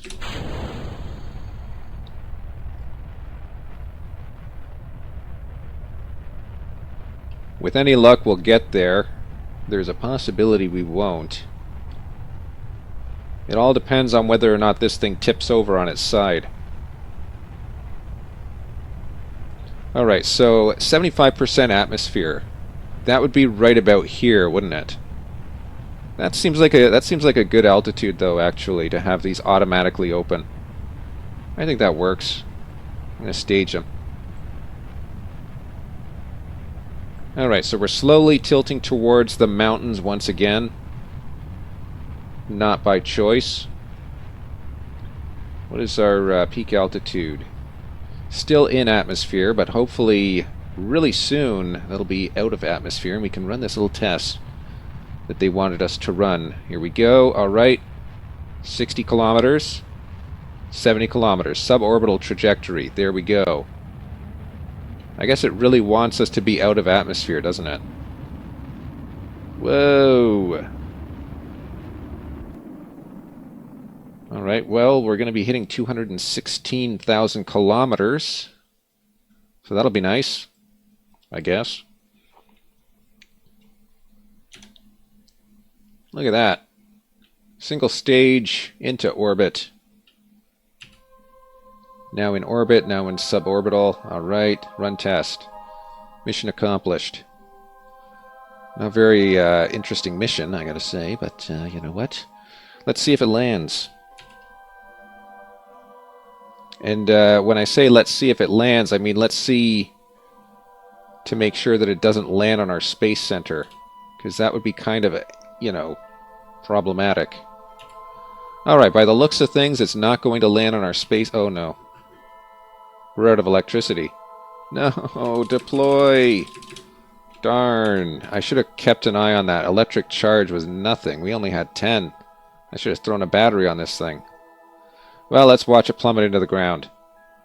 There's a good chance that our automatic parachutes would have actually worked, so I just want to see if that's indeed the case. Alright, so it's tumbling. Alright, so it's on fire. Alright, so it's burning up something awful. It doesn't look like it would actually be something that's salvageable, per se. Yeah, right about now these things would be deploying, and they would be ripped apart. So, fair to say that would not have worked anyway. But at least we know. And that's half the battle. And away it goes. Catastrophic failure. I wouldn't call that a catastrophic failure. That was useful information we just gathered. Alright. Not to mention, they got paid. As long as you get money, that's kind of the whole point. Science data from the surface of the moon, eh? I don't think we're going to get there anytime soon. Observational survey of the moon. And high G adventure. Nah.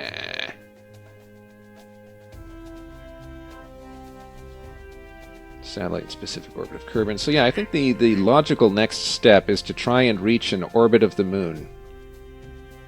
Whether or not we accomplish that is another question, but we have we can get this control wheel now if we wanted to. Is it worth it to get the control wheel? Could we get anything else in the meantime? Because we get the control wheel, then we unlock this. This gives us our RCS and the better stabilizer. And that gets us on the road to fly-by-wire and this other fun stuff. As well as the, mobile processing lab. So we get this, we get this, we get the mobile processing lab. The mobile processing lab is worth a ton. Yeah, I think that's going to be our next target then. So we'll do this. That's the logical progression. So the next one is going to be this advanced exploration. So we need to... I guess I didn't need this, did I? Yeah, because the mobile processing lab is here, not here. Whoops. So I actually needed to unlock this one. Well, we'll unlock it anyway. We'll get there. It's just going to take a while. We got to upgrade this place too, which we're not even close. Need to upgrade that to be able to get the next step anyway. All right. Observational surveys of the moon. Take a crew report. Nah, we're not doing that. We're going to try and get an orbit of the moon. That's going to be the last mission of the stream. So let's see what we get.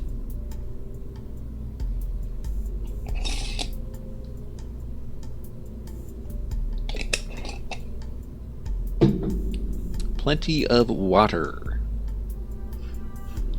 All right. So, the unmanned moon orbiting vehicle. We have that. 30. Okay, that might be a little excessive. Do we need all these parachutes on this? We're not planning to bring it back. So, I'm going to go ahead and axe the parachutes.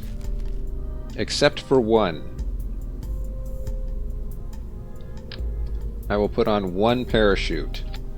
That's an emergency backup in case all else fails. Just so that we can recover the expensive bits on the top here. I have my doubts that we'll need to. Alright, so we're going to have this Science Junior attached. 384, okay. So we have enough for 3 extra little pieces to attach to this thing. What are those going to be? I could throw on an extra fuel tank, but that's going to reduce the effectiveness of these 4. Wait, these are only 3. Alright. So that'll reduce the effectiveness of these 4. But now that we have the extra boost... Hold on, wait a minute. This is oxidizer and liquid fuel. Why does this look different from the rest of them? Did something happen to this inventory part? It looks different, right? I'm not just crazy? Is there like a variance? Oh, there's variations upon it. Hold on, if I click on it, is there... How do I change the variation? There's no way to change the variation. Oh, man. Well, I guess we're stuck with this ugly new design, whether we like it or not. Alright, so that's 1800 meters per second. That's good. And in vacuum, that's going to be 3717. Except that this is not going to be stable at all, is it? I don't think it will be. Hold on. In terms of stability, no, that's not going to work. Ah! We need like an extra fuel line. Hold on, what's there for fuel? All we have is fuel tanks. There's no way to attach them. Huh. Do we have extra room? We do have extra room, but not for this.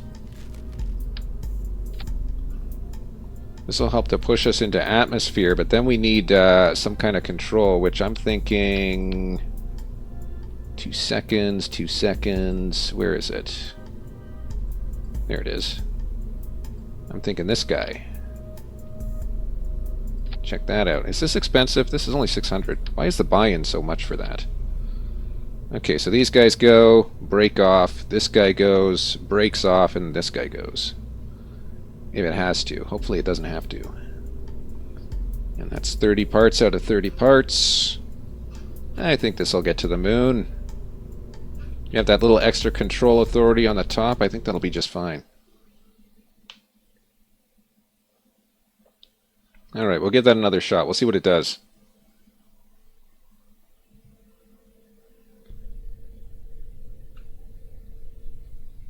Whoa! Whoa! No, no, no, no, no! Don't tip over! I didn't even know there was somebody in there.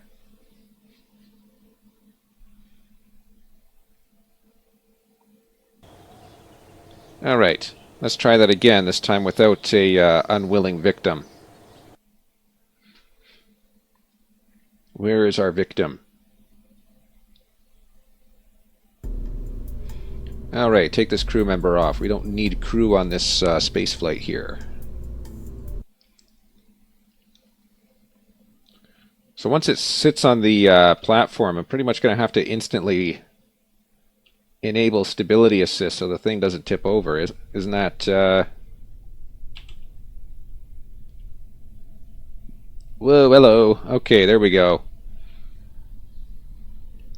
Yeah, it is not the most stable of design, that's for sure.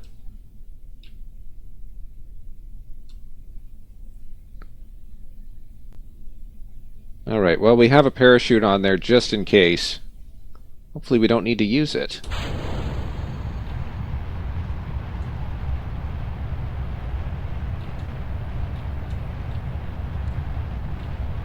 Carefully now. Alright, it has some kind of natural frequency going on there. It's oscillatory, but not severely so. Alright, we've got some aerodynamic drag hitting us. That'll help to stabilize us, I think. Given that we have these aerodynamic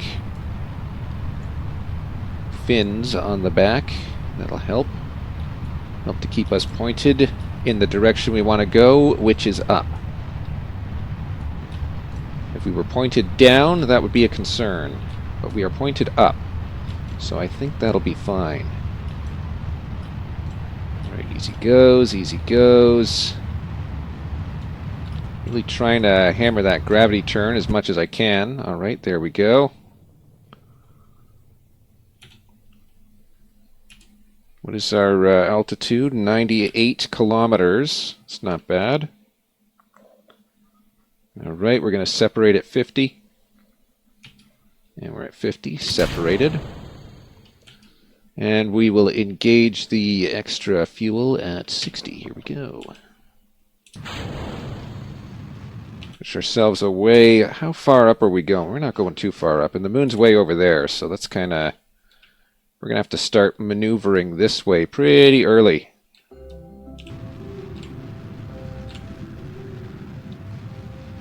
Start building up that tangential velocity, because we're going to really need it.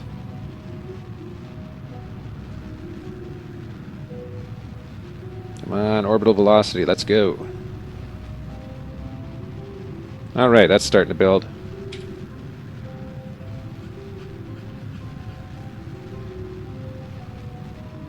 Alright, that's what I like to see. I also like to see the apogee increasing instead of decreasing. I also like to see the perigee increasing instead of decreasing. But I also like to see that we're well below the target altitude and we're not going down. So that's good. The question is, will we reach a stable orbit sufficiently so that we can avoid crashing into the ground, and we can also avoid wasting fuel on just trying to fight gravity? Because I think that's how we're going to get a stable orbit of the moon, if at all. What we really needed was a steeper gravity turn. That would have helped a lot. But you know what? We're starting to build up that orbital velocity. That might be sufficient. I don't have high hopes. That's all I can say. Gotta really watch that. Velocity vector. Make sure that it stays above ground. So the last thing we want to do is be heading towards the ground. Vertical speed still positive. Our perigee is steadily increasing from the negatives. That's good. Actually going to turn us down a little bit more in line with our velocity vector now. Alright, not bad. See, if I was up at 45 degrees, that was kind of ridiculous last time, wasn't it? Trying to keep 45 degrees just to avoid crashing into the atmosphere.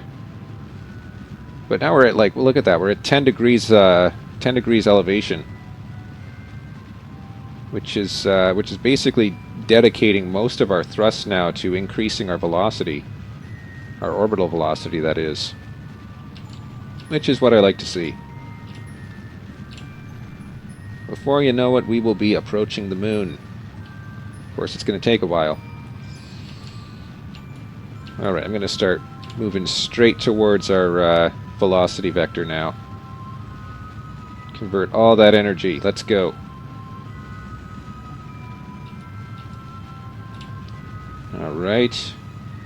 Still negative, but we're closer. We've still got 1,700 meters per second of delta V in the tank. So that'll be good. Alright, looking good. Perigee is now positive. Going up. And 70k is going to be our limit. And we hit 70k. Alright. Still have 1,400 meters per second worth of delta V in the fuel tanks. That's good. The moon is actually right behind us.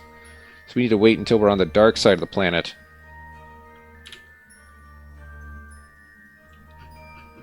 I am going to go ahead and deploy the antennas. The antennae. Here we go. Can I take a pressure data? Does it do anything? No, still nothing. What about materials? There's really no point in taking a material survey. Alright. So for the most part, okay, so the moon is way over there. We need it to be way over here. So let's time warp. Where are we here? So the moon is right there. We need a time warp till we're somewhere over here, roughly. Alright, dark side of the planet, and right about here. And look at that, we've still got communications because of our communication system we set up. I told you that was worthwhile. We got relay, bounced signal through relay. That's exactly what we wanted. That's why we set up the relay in the first place. Oh wow, look at that halo. Oh no. That means we're going to be pushing into the sun. Well, let's hope we can see the moon through the sun. Yeah, that's a bright halo effect right there. I kind of like that. Any sign of the moon? Does anyone see it yet? I see it. There it is. No. Line of sight is not yet established through the planet. We're going to be more or less on the sunny side, too. Okay. Well, we just go a little further then. Once we see the moon, it's basically just punch towards it. Punch towards it as much as we can. Anyone see the moon? Do, do, do, do, do. I don't see it. Not yet. Not yet. Not yet. We'll get there soon. There it is. Alright. So now, we just punch our velocity in this direction. And we'll get there pretty close. Alright, off we go. We're actually at our low velocity, so this is going to be our best shot at hitting the moon right now. We're at our perigee, and we're increasing our velocity now to hit the moon over here somewhere. This is our best possible opportunity to hit the moon and to get into a stable orbit, because we're going to have loads of extra fuel once we get there. Alright, 1100 meters per second. Well, under 1000 meters per second of delta V remaining. But yeah, the idea is we hit the moon and we stay there. Hopefully. That's the big idea. We'll try and stay on this side of it as much as we can. Alright. Alright. Slowly increase our velocity there. That should be pretty close right there. Alright, so what I'm going to do is I'm going to put this probe into hibernation. And we're going to hopefully get an orbit of the moon once we do that. Alright. So let's, I guess we can't auto-warp. It doesn't let us. But we can time warp pretty quickly, pretty close. I think we're going to get it. I don't know. Looking pretty close. Looking pretty difficult. Let's hope we hit that sphere of influence. That's pretty close to the sphere of influence right there. That should be pretty close. All right, there. Oh dear, oh dear, oh dear, oh dear. Okay, so we are now on a suborbital trajectory to the moon. Not quite where I want to be. Let's wake up this probe and try to save it. Hibernation off, quick. Quick, we're heading for the surface. That's not where we want to be heading. This way? No, this way. 9 or 0. Want to push out, not in. Alright, so our perigee is negative 103. It is now 40. Woof, that was close. Alright. So once we get there, we're going to be burning anti-grade to try and get ourselves a stable orbit of the moon. Of course, we could try to get a stable orbit from here. That would technically work.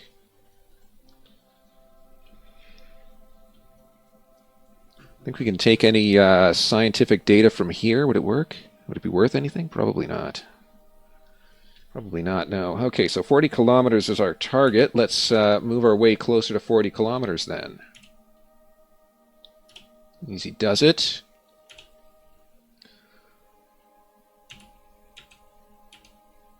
Alright, so 40 kilometers, that's our target position. Well, is there a difference between sea level? There is a difference between sea level. I don't even know what that means, dude. It's the moon. It doesn't have water. What's the sea level?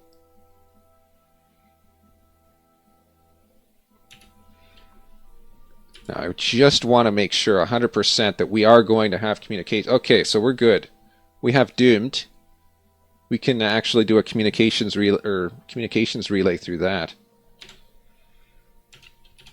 All right, in we go.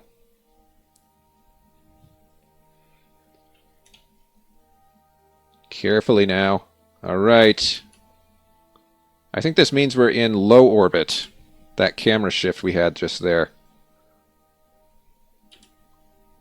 Oh boy. Can we take a temperature survey here? Doesn't do anything, doesn't matter.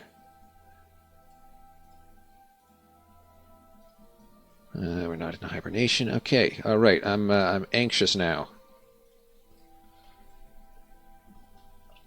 Let's point ourselves anti-grade.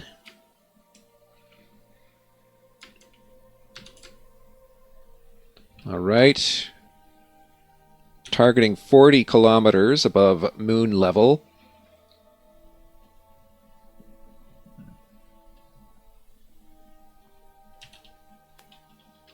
Very carefully now. All right, we still got a good signal. Signal is okay. Does this count as low orbit? Well, it's something. Let's keep that experiment. We'll transmit it later. Oh, man. All right, here we go. Easy now, easy. And let's go.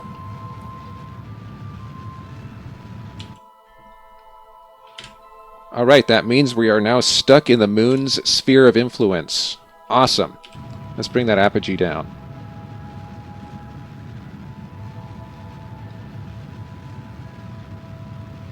All right, looking good. We are now in a tight orbit of the moon. Not geostationary at all, but look at that, man. Look at that. That is perfect. That is a mission accomplished right there. Log temperature. What do we got? Let's transmit it. Get as much scientific data as we can right now, because there's actually a goal that we want to unlock.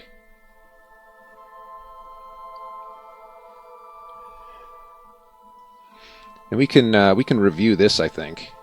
What do we got? This is worth 22.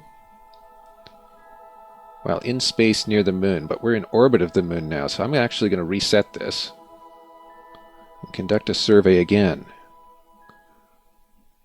Nope, that's just the same. All right, well, we'll keep it. We'll keep it until we have full battery. I'm going to put this on hibernation.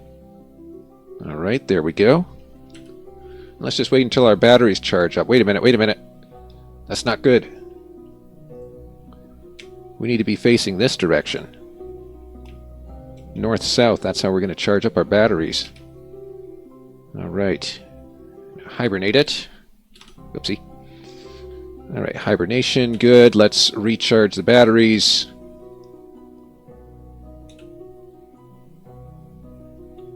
So how far can we go before we're out of communications range? You know, pretty far, it looks like. So I kind of want to see where do we lose communications range? So right there, we lost it. I'm going to pick it up again, the opposite side of the moon. There it is. Right. Wait for it. Right there. There we go. All right, but it's dark side of the moon. I don't really want to try and transmit data from the dark side of the moon. So let's get back in the sunlight. Good morning, sunlight. Where art thou? Almost there. Give it a second. Give it a second. The sun is shy this morning. And a bit of a shy sun. There it is. All right. Let's wake up our probe from hibernation here. There we go. Move it over here. direct sunlight on that solar panel, and we'll transmit this data. Alright, here we go.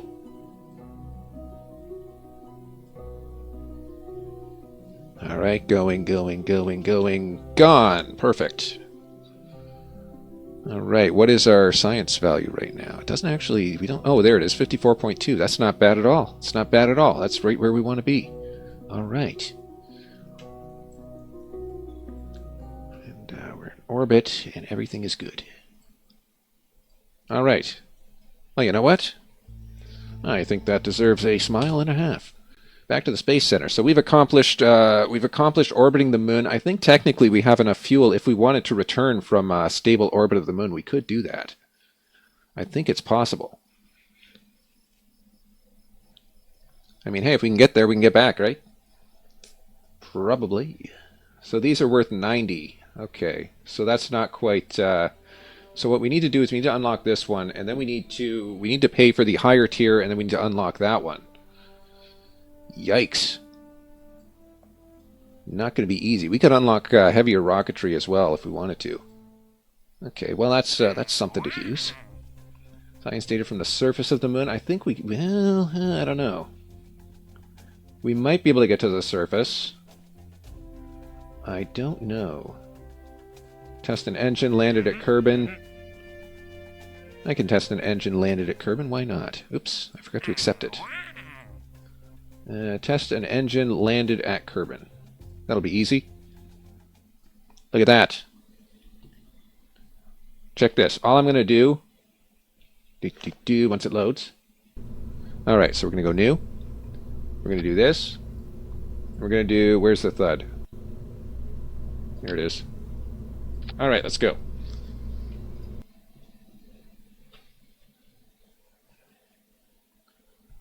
Testing an engine landed at Kerbin. Should be possible. Should be. I'm going to go into sandbox mode after this, I think. Alright, Kerbin, landed, run test. Mission accomplished.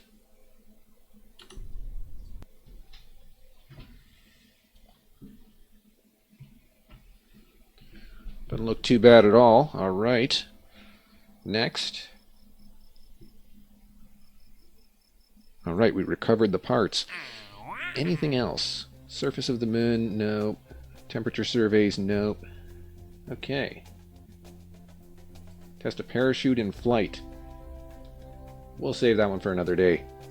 I'm going to take a quick break here. We'll be back momentarily. And we'll go into sandbox mode, I think.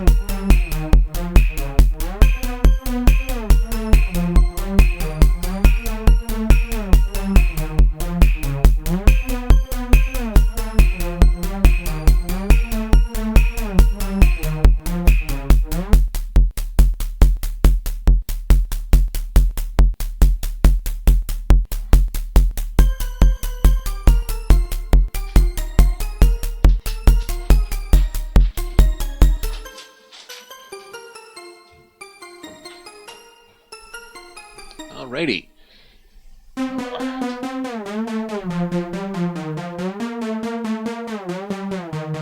As promised, we'll go into sandbox mode.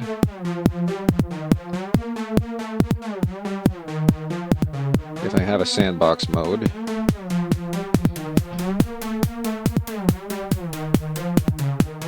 I think I have a sandbox mode. Yeah, it looks like I have one in progress.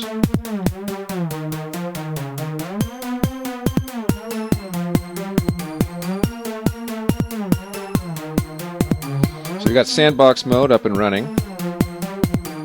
We're gonna try and well, I don't know. We're gonna see what we can do. Anyway, that'll be something. Let's see here. I gotta flip this back. How unprofessional of me. Okay. So we're in the spaceplane hangar.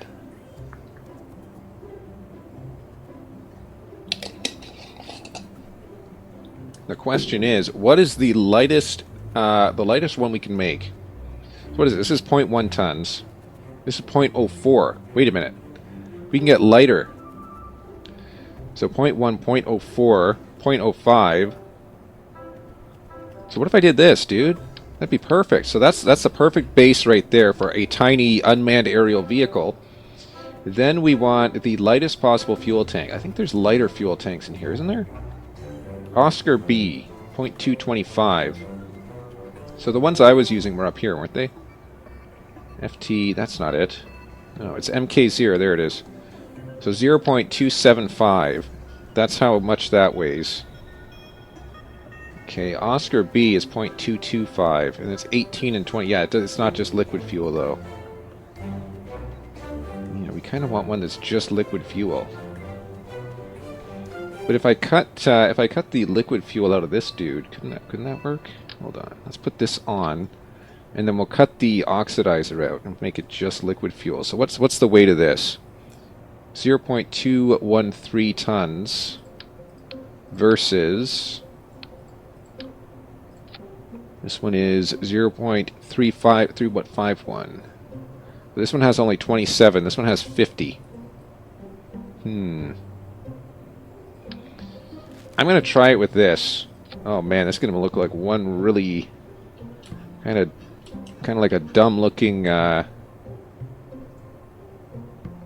aircraft here. Okay, let's talk engine. Obviously our engine is going to be the Wheezy one, or the Juno, whatever that is.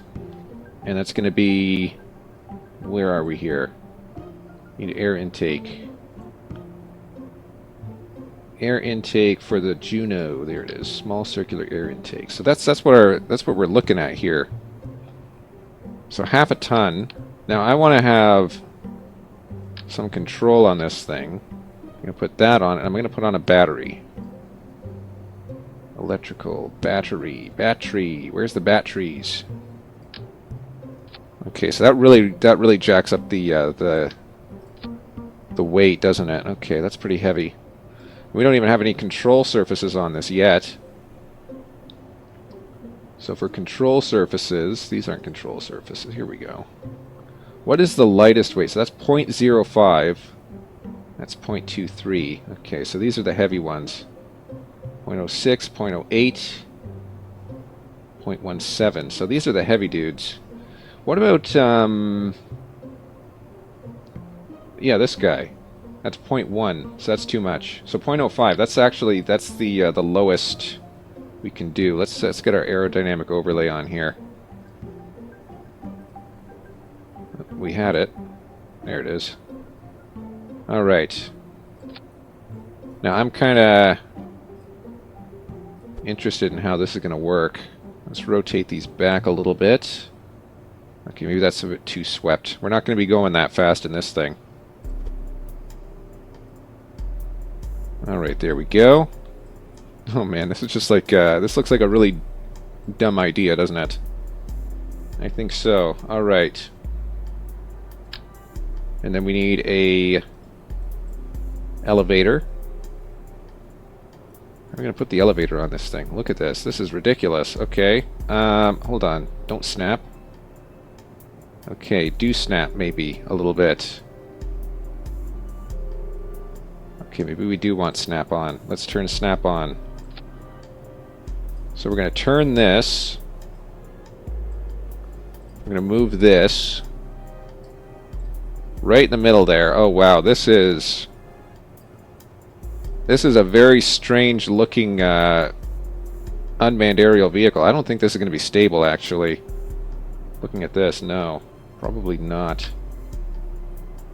Okay, then we need a vertical stabilizer. Hey, that works just the way it is. Okay, so this is yaw. This is pitch. Oops, pitch. And this is roll. Do you think that'll work? I have my doubts that this will work. I kind of want detachable landing gear. What's our thrust to weight? Our thrust to weight ratio is like 2.7. Dude, that's crazy. Hold on. I'm gonna call this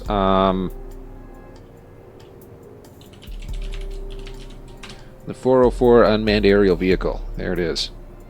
That's all it is. That's literally it. Let's add a chair. Hold on. Is there a pilot command module we can add to this thing? There's this thing. External command module. There. So don't overlay these. I'm going to put this on. Oh man. This is not going to end well. Let's save that. I want to go into the other editor.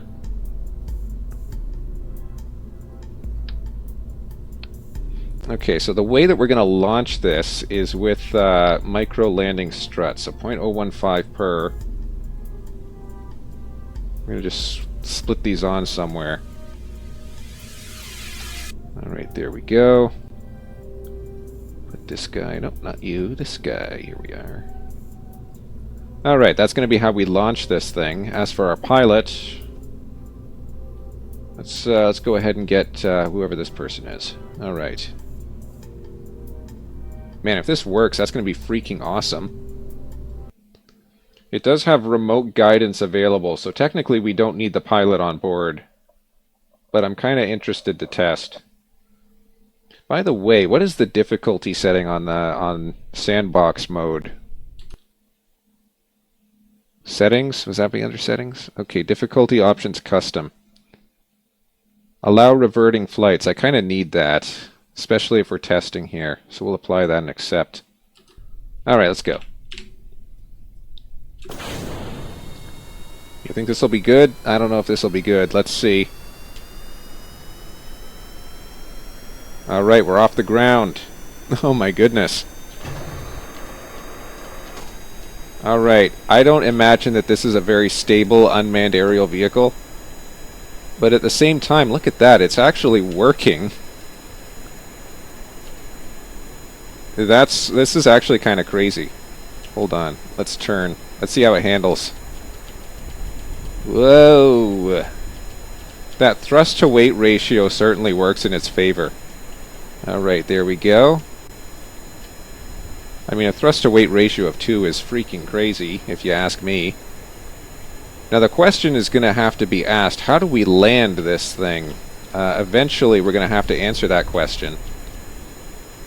The answer is not yet clear, so let's try, okay, you got in a bit of a spin there, but that's okay. Let's deploy our landing gear. So what we're going to have to do in order to land this is we're going to have to point it, it's going to be vertical takeoff and landing, so we're going to have to do this and slowly pull back on our velocity here. Point ourselves straight up. Oh man, this is not going to be a very graceful landing, I can promise that. You can remove your helmet. It's not like this is unsafe or anything. Alright, so down we go.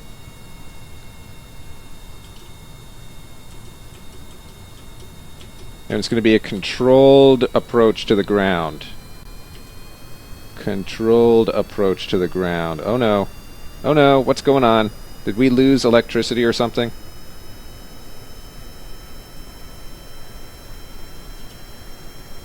Carefully now. Oh my goodness, this is actually kind of working.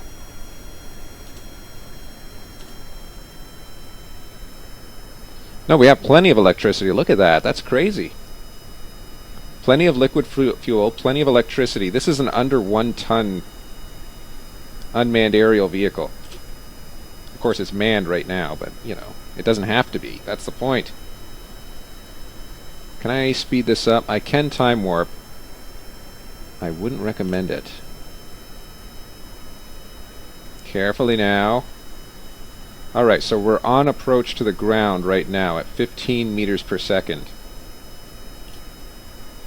That's not bad. That's okay. Okay, here we go. Here's the moment of truth. Moment of truth? Moment of truce? What is the word? What is the expression I am trying to think of right now? Alright, we are at 300 meters. Do you think we can land this? We should be getting into ground effect pretty soon. But actually, this is surprisingly maneuverable and landable. Dude, I just came up with this. Easy now, easy does it, easy does it, easy does it. Easy does. Okay, 2 meters per second, and we landed. Dude, can you believe that? This is a full working unmanned aerial vehicle, and it's like minimal parts. And technically, we don't even need the weight of the pilot in there. You know what? I'm gonna go ahead and hold on.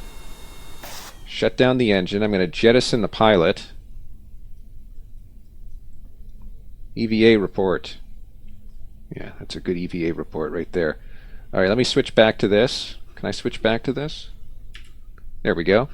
The 404 UAV ready to take off again. Let's activate the engine. We're gonna have somebody dancing on the wing this time.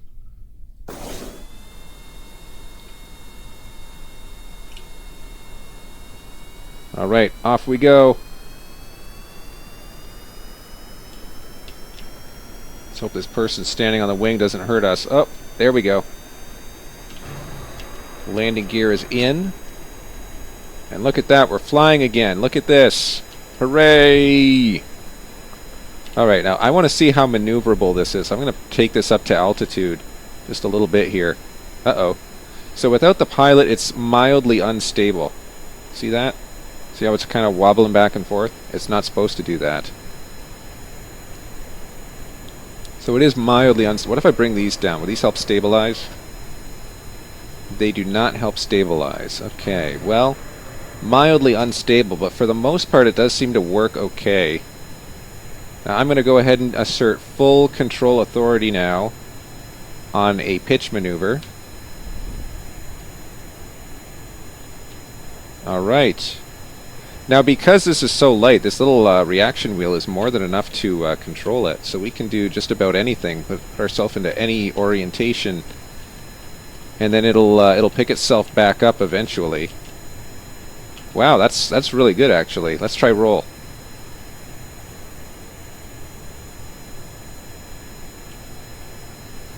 Alright, very good. Now we're going to try kicking the rudder pedal really suddenly here in 3, 2, 1. Alright, we should be entering into a spin. So I just turned off stability assist. Let's see what that does. So right now we are heading towards the ground, but actually it's recovering itself for the most part. As you can see, our vertical speed is decreasing slightly. Huh. This thing is actually stable. Can you believe that?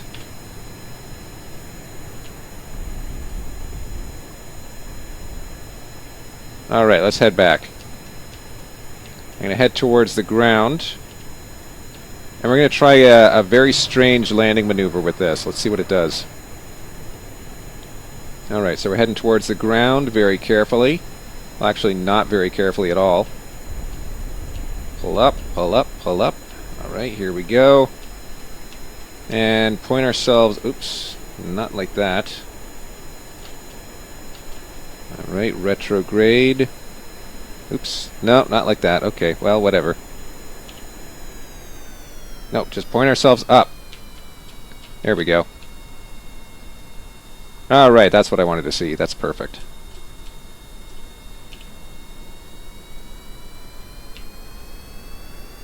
Pointing away from the ground.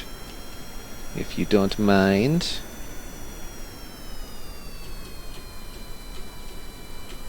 Alright, here we go, here we go. Easy does it. Easy does it. The landing gear is down. Alright, we're approaching the ground. Uh-oh. Too slow, too slow.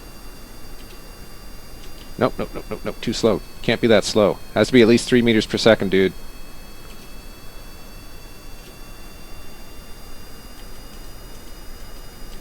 Easy goes, easy. Look at that landing, dude, that was perfect. Alright. So talk about like a successful design here. This thing is perfect. You know what? I'm very happy with that, actually.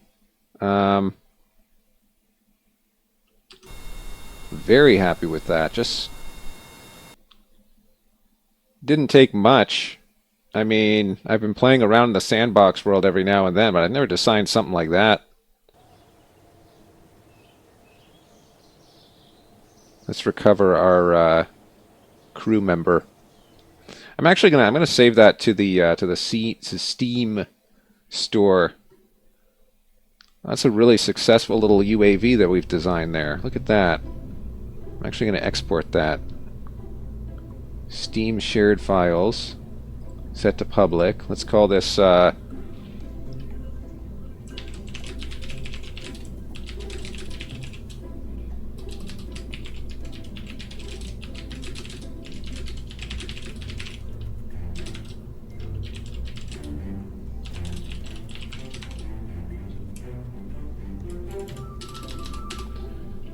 that was like, what was that? That was 20 minutes or something? That's a plane. There's no mods. Okay.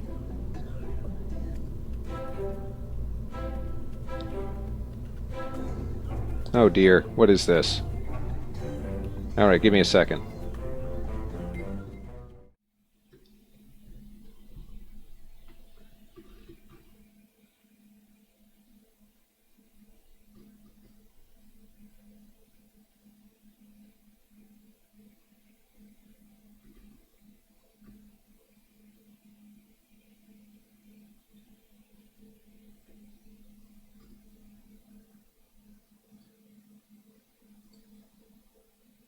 Okay, how do I get back to the game?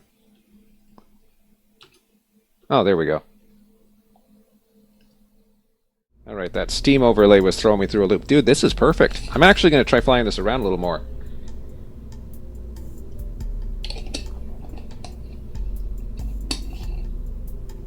So as long as you have an engine, this thing is flyable.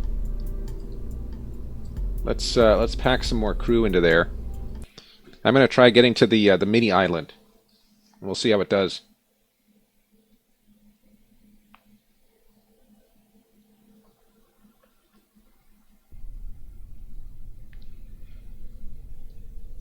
Oh man, this just looks like it shouldn't work, is what it looks like,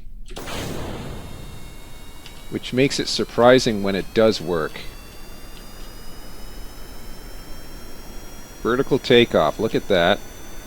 Everything's good. And pulling back.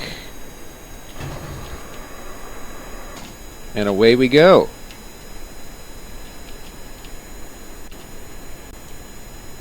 And you don't even need to be at full throttle on this thing. You can pull back. I wonder what the max altitude... That's one thing I haven't tested. What's the max altitude of this thing? Dude, look at that. That's perfect. Alright, maintain altitude right there. So I'm going to set that as a target. I can't set that as a target. Okay, well, it'll just have to be a target without having to be explicitly set as a target. This just looks so wrong, doesn't it? You're basically flying an engine. It's the flying engine design. I like it. This is some experimental stuff we got going here. Warp to sunrise. I don't think we can warp to sunrise while we're in flight.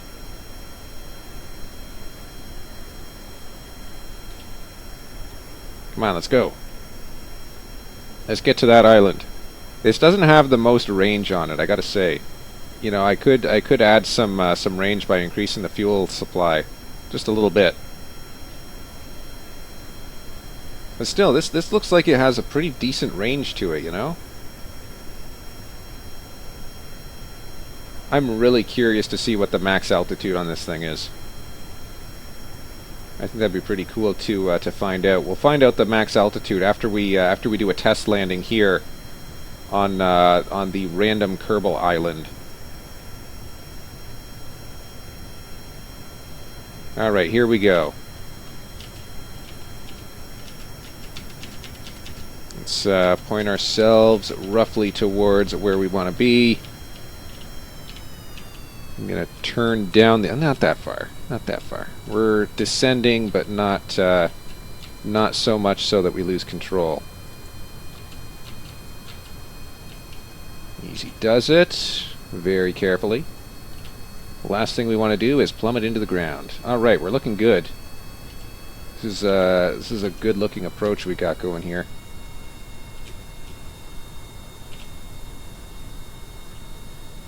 You know what? I think we might be able to land this.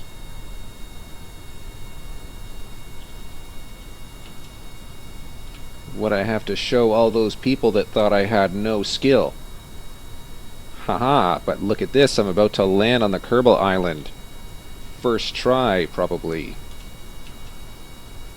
I probably just jinxed myself by saying first try. Never say first try unless it's going to work on the first try. We don't know that it's going to work on the first try. Well, obviously not first try. Huh. That's kind of what I was playing around with. I was trying to build something that could land on the Kerbal Island. I don't think I succeeded though, did I? That's a little offline play, you know? Just a little... Let's get used to the controls before we try deep diving into the control scheme. I don't know. Alright, here we are. We're over the island, making our way down slowly but surely. We go like this.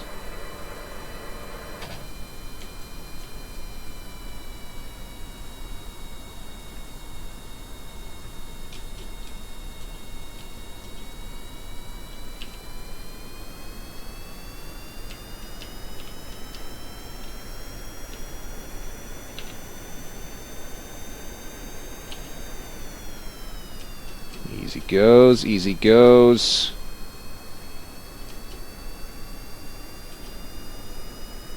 Alright, we're close to the ground now.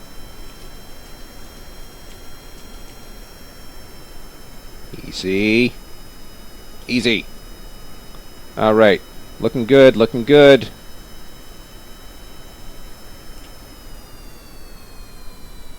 And that right there is a successful landing on the Kerbal Island. All right, I'm gonna disembark. Leave seat. All right, let's go. Can I warp this? Can I like make this person run? Oh dear. Our space plane just bounced away. That was unexpected. Okay, well maybe we should go back and get our space plane before it bounces into the ocean. That's what you call an unstable time marching scheme. Right there. Okay, well, it mostly survived, you know? Could have been worse. Come on, climb. Climb, I say.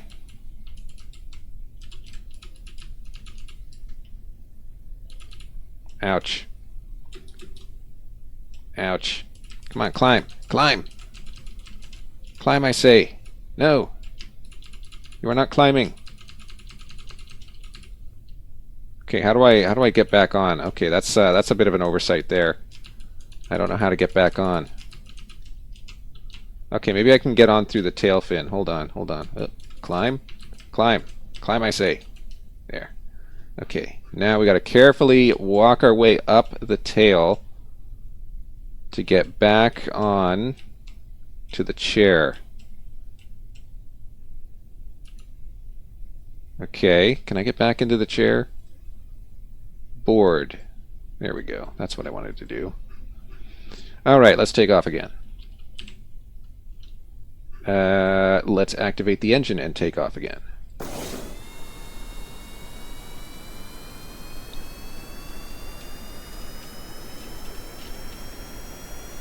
Alright, there we go. Dude, it works! Not only that, it works well.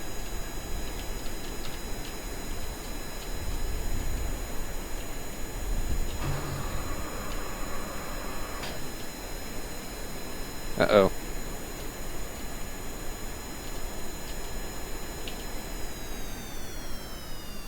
Easy. Easy does it.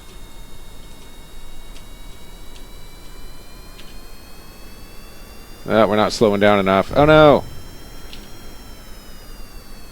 Okay.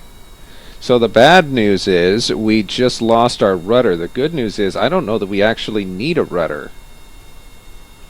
Let's try it without the rudder.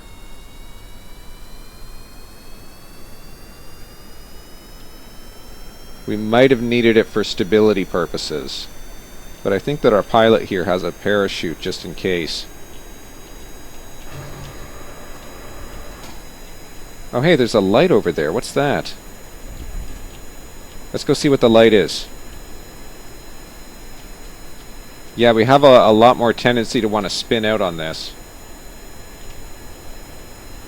But hey, you know what? It's working. Check that out. Oh, that's the moon. Okay, well, we're heading towards the moon. Let's see if we get there. While we're getting there, I want to see how high we can go with this. We could shave off some weight then by getting rid of the vertical stabilizer. We don't need it. So then, does that mean we could also save some weight by getting rid of this tail fin and just move this around? Well, I don't know that we would have enough control authority off of just this thing. That's the problem. We might not even need that thing, you know? This thing seems to be capable of running completely off of thrust alone. So that could be a strategy right there. Nope, not going to work. So let's figure out our service ceiling. We're going to climb as high as we possibly can. And then we're going to jettison the pilot and see if they can survive with only their pair of shoes. You have a parachute, don't you? Yes, you do.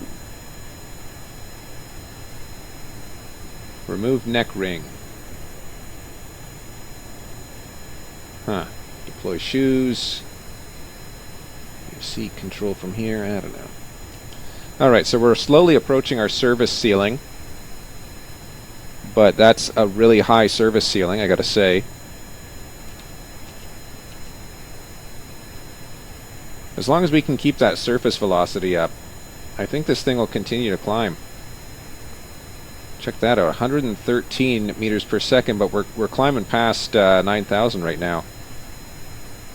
I think there's a good shot at us hitting 11. I think our service ceiling might be 11,000 meters. That's not bad for something such a... Uh-oh. Our pilot just poofed.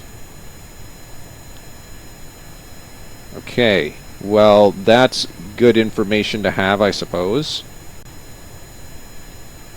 So without a pilot, we can get quite a bit higher.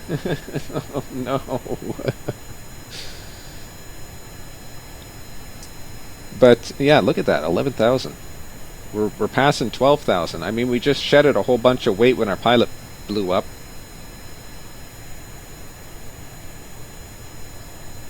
This is a good design. Check that out. Who would have guessed? You can make an unmanned aerial vehicle out of what is basically just a standard standing test jet engine. That's not bad at all. That's kind of cool. I'll have to keep this design around and import it into my other playthrough.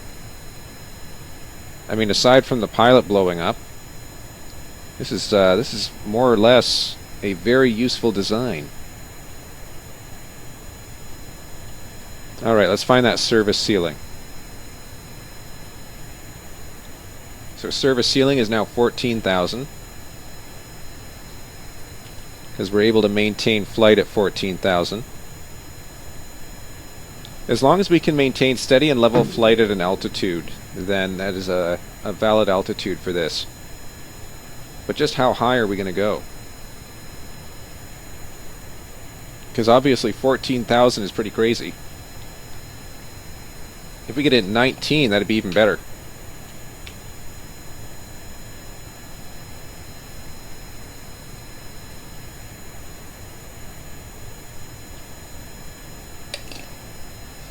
Alright, we hit 15,000. We're very barely maintaining a velocity that's above ground, so we almost have no climb rate. We're going 115 meters per second at this altitude. I think this is close to being our service altitude limit. Very close. So about 15,000 meters. That's not bad. It's actually really good. So yeah, 15,000 meters. That's our limit with this thing. Isn't that cool? Alright, well, let's go. Spin ourselves around, head back. Back to Kerbal Space Center.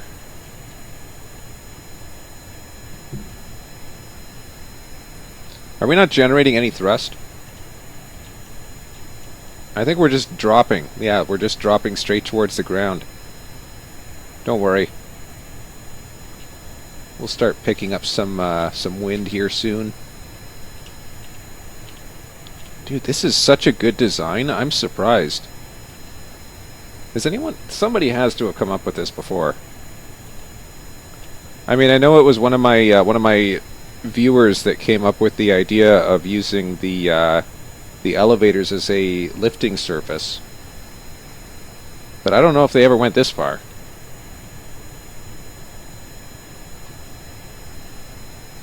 Alright, I'm going to go ahead and cut the engine and we'll just let it plummet.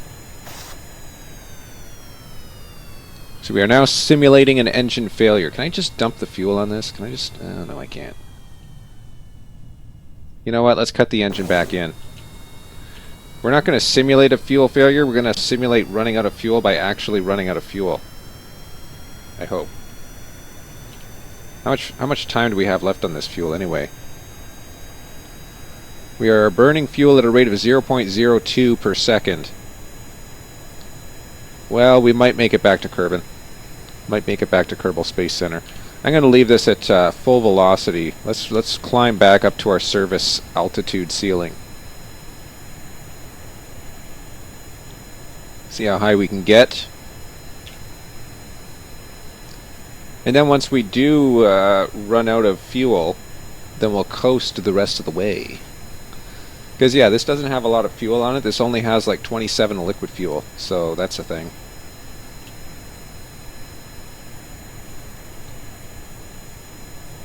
Alright. Once again, approaching our service altitude ceiling.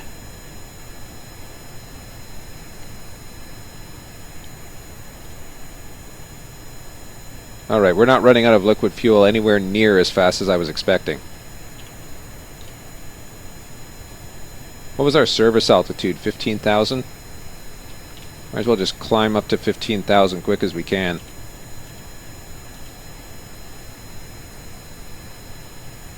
Carefully.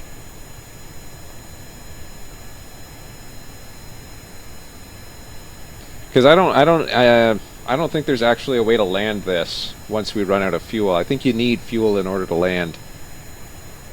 That's a definite caveat.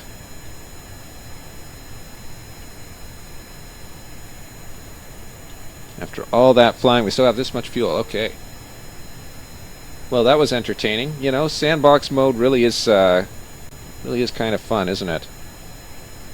You do all sorts of things in sandbox mode. I don't know if there's anything else I want to test. I could try making another. You know what? We'll try making another engine. We'll see if we can get something that can reach orbit But I'm not convinced that we really need that. We'll try it. Let's see if we can reach orbit.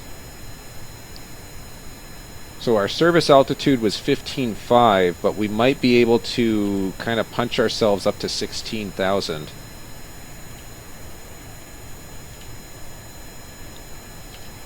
It's not really a serviceable altitude. But hey, we're getting there. Nope. Our velocity is now going down. Darn.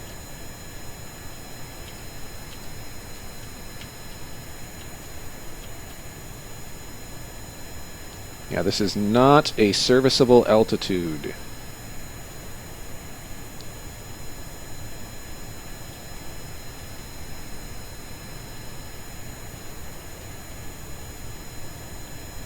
I really want to run out of fuel, because then we can actually simulate running out of fuel and the kinds of dynamics that we would get with an empty fuel tank.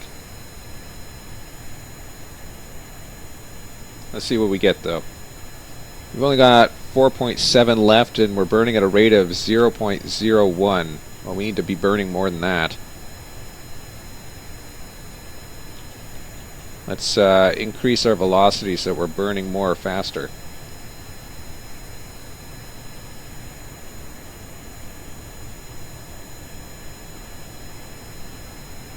Alright, so we're entering excessively fast velocity now. Looks like we're still holding stable though. Dude, this is crazy. How is this thing still flying? It doesn't make sense to me. Alright, we are now burning more liquid fuel. Oh, we're in compressible flow. Check that out.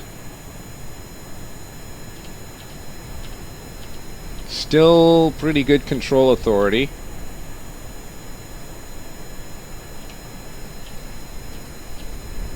Not bad at all. Okay, I'm surprised. So once we run out of fuel, we'll take a look and we'll see what happens when it lands. If it lands. I don't think it's gonna. I think we're gonna lose a lot on our landing here.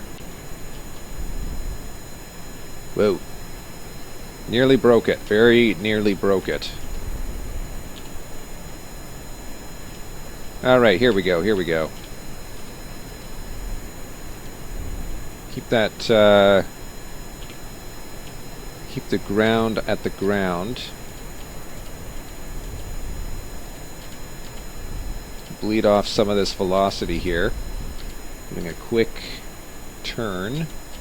Uh-oh, don't want to land in the water, no sir. Wow, look at the G-force on this thing.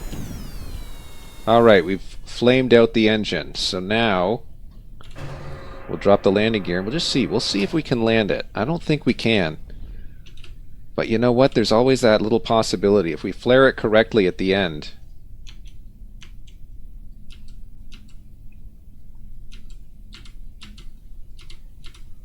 Because we have these control surfaces acting as our wings. Alright, so there we go. 80 meters per second. I feel like we can land this. I think it's landable in its current configuration. So 500 meters above ground level. If we flare correctly, that's what I'm going to say. If we flare it correctly, it should be landable. That's the whole thing. This is the whole thing. Can we flare it correctly? It all depends on that. So 60 meters per second ground velocity. Alright, 70 meters above ground level. Carefully, carefully. Okay, so 30 meters above ground, 20 meters. 10 meters.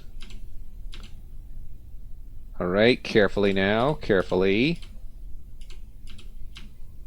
Oh, we busted it up. Darn, we lost our wings. For the most part, it's technically still intact. We lost our wings and we lost the thing on the front. Darn. But that survived a lot better than I was expecting. I mean, I gotta say. I was not expecting that.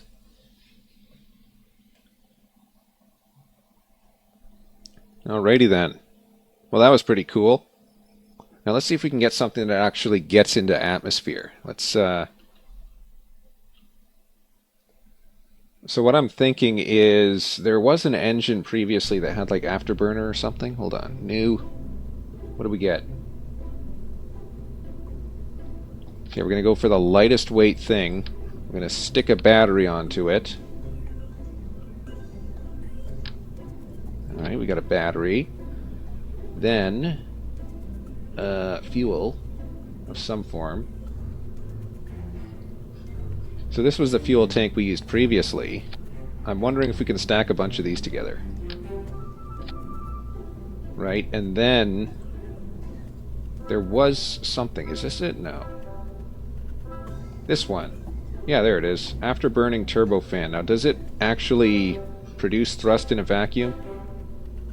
It does. It produces 4,000 specific impulse. I don't think that's right. Propellants, liquid fuel, and intake air. No, but this doesn't have, this doesn't burn oxidizer, so no, that's not going to work. This is the one I was thinking of. Right, this is the one. We'll try this engine. Now it needs some kind of oxidizer, doesn't it? So we need this guy. What is this? Okay, I'm going to move that down a little bit. Like so. Alright. And then... Wait, no, not yet, not yet. Hold on. No, I don't want that there yet. Hold on. We need control. I'm going to put this control on. Perfect. And then this. And then I'm going to move this. Right down into there. Right? Think that'll work? I don't think this will get us very... Wow, 4,000? Are you crazy? That's 4,000 at sea level. Okay, let me rename this. Are you crazy? I think this is a bit of a crazy attempt. Will this even work? Seems crazy.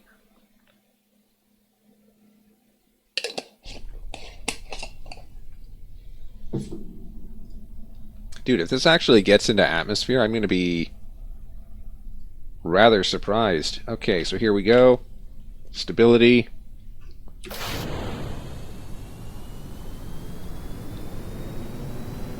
And turn on automatic switching. Alright, so we have positive climb.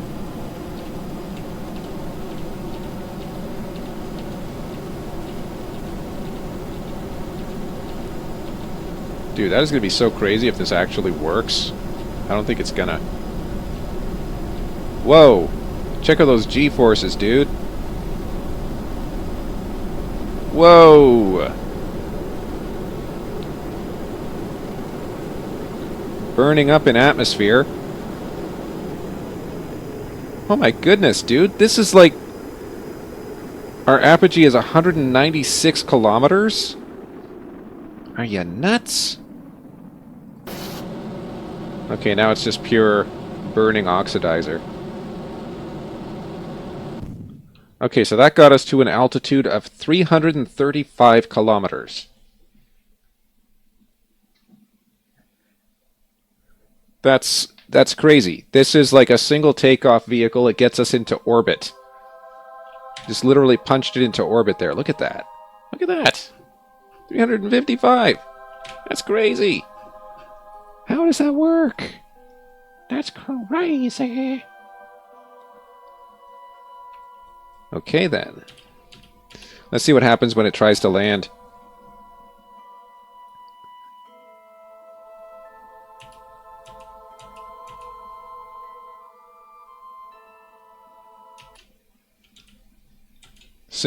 Yes, that's just a single stage to orbit, basically, is what this is. Okay, here we go. Burning up.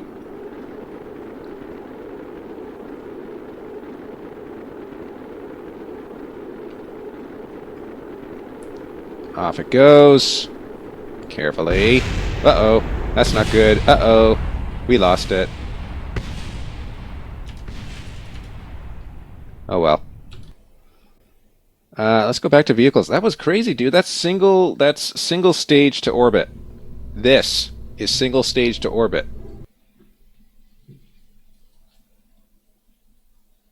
Is that literally all it takes to get an orbital spacecraft in this game? That's insane, dude. Insane in the membrane. Let's try it again. See what we can get this time.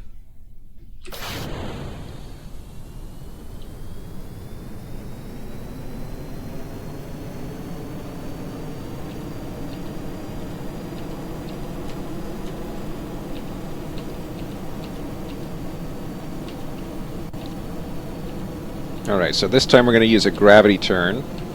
And with our gravity turn, once we get into orbit, we're going to go ahead and try and get a stable orbit with this guy.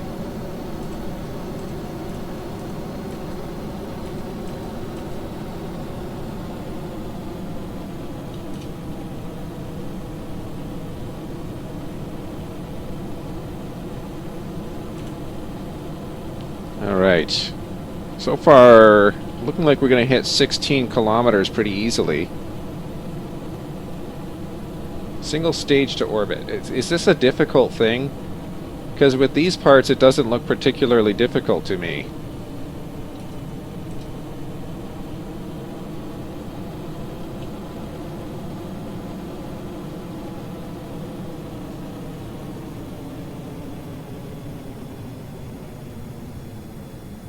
Alright, I think we're at the limit. So right about here it should be switching into space mode. About starved for thrust right about there. And there it goes.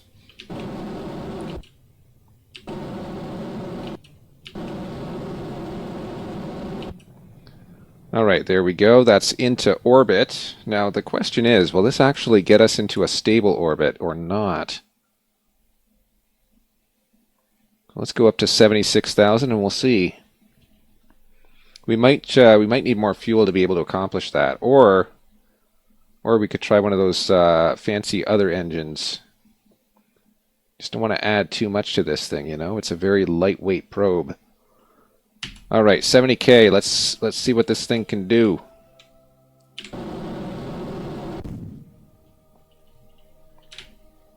How bad is it? That's not bad. That's pretty good. I think we could do this. Hold on. Let's revert to lunch. I think we might be able to get this.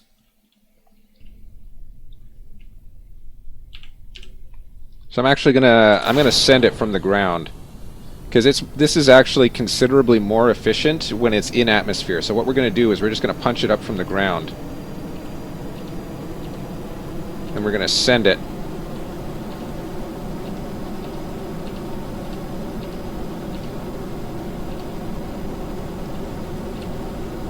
Because this is the most efficient way that you can operate this engine.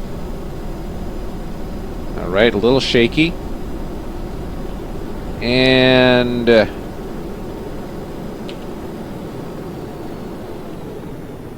all right, so that's 136 kilometers of altitude.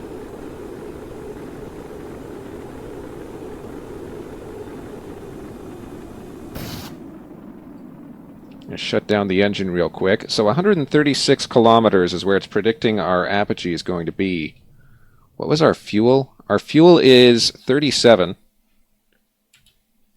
in terms of liquid fuel. We still have full oxidizer, of course. All right, so here we go. Our aim is to get single takeoff to orbit. So 136. That's going to be our best chance at pushing out the perigee. 137. All right, here we go. What kind of delta V are we going to get with this? I do not know. 120. All right, we are now at 130,000 meters. So here we go. I'm going to reactivate the engine. Look at that. We still got 450 meters per second to play with. Do you think that's going to be enough? We'll see. Not quite, nope. Not even close, actually. Darn.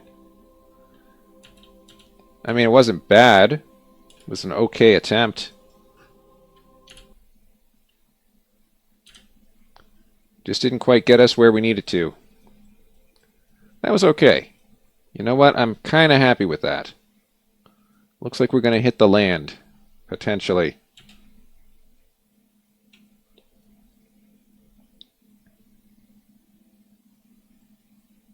In we go, and there it goes. It's burning to pieces. The atmosphere is tearing it to shreds.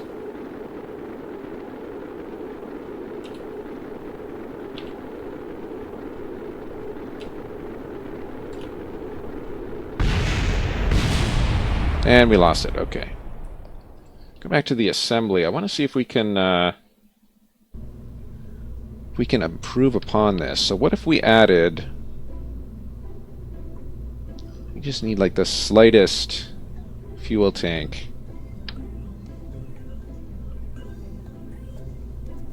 I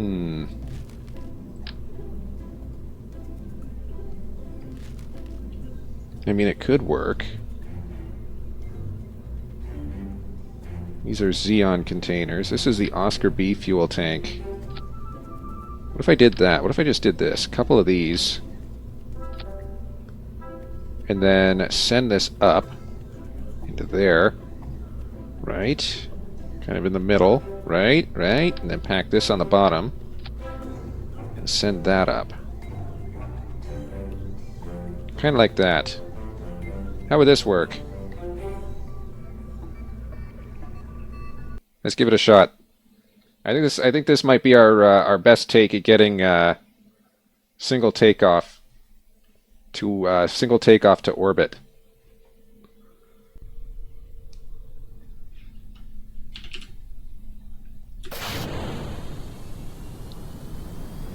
All right, positive climb rate.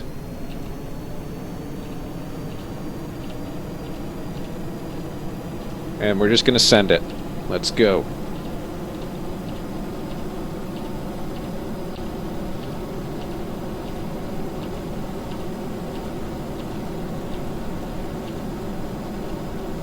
All right, 45 degrees.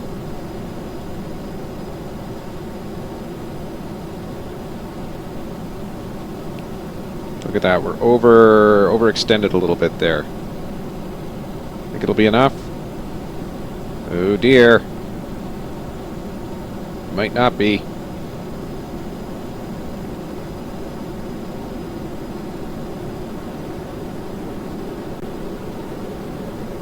Alright, apogee predicted 46. 60. 70 kilometers.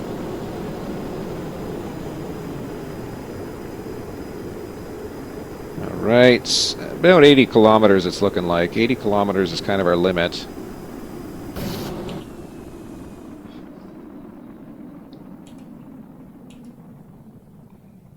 But we're so low in the atmosphere that we're kind of burning off a lot of that. 80 kilometers. We could make it. I don't think this is going to be a good... I don't think this is going to make it, though. It's close. It's very close. Just not enough to get over the edge of the horizon. What we really need is a more efficient engine on this thing. Like a secondary thrust.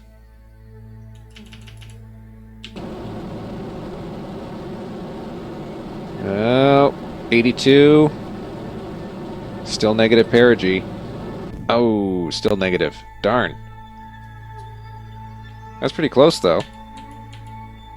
See what happens when it re-enters.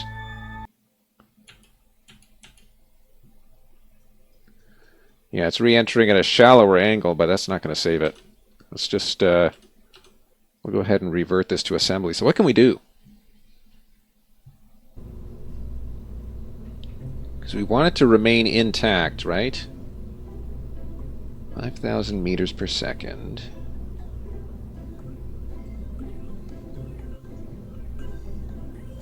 Because I really want to kind of put this Terrier engine on here, you know? But it's going to get burnt up by this guy. You know what? Maybe it won't. If we switch efficiently enough,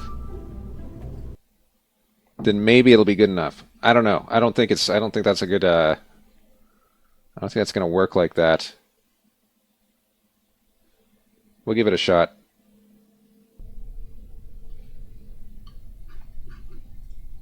Okay, so not automatic. It's going to stay in air breathing mode until we get to altitude. Yeah, it's heating up pretty bad. Yeah. Yeah, that was pretty much guaranteed to fail from the start, I guess. Oh well.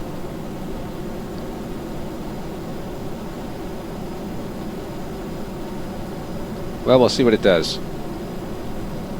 If it does anything, that'll be awesome. If it doesn't do anything, that'll still be kind of awesome, but just not as much.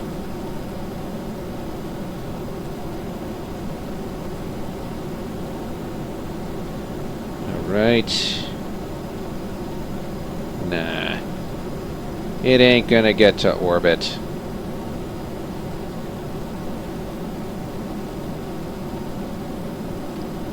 Burning up too much fuel in atmosphere. It's not going to get there.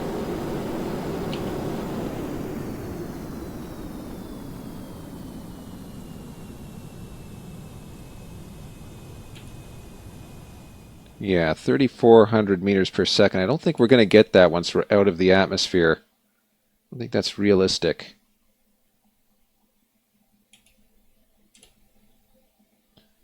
Alright, and we're out of atmosphere. Heading for 109,000. See, this is perfect for suborbital flights. It'll get you there, no problem.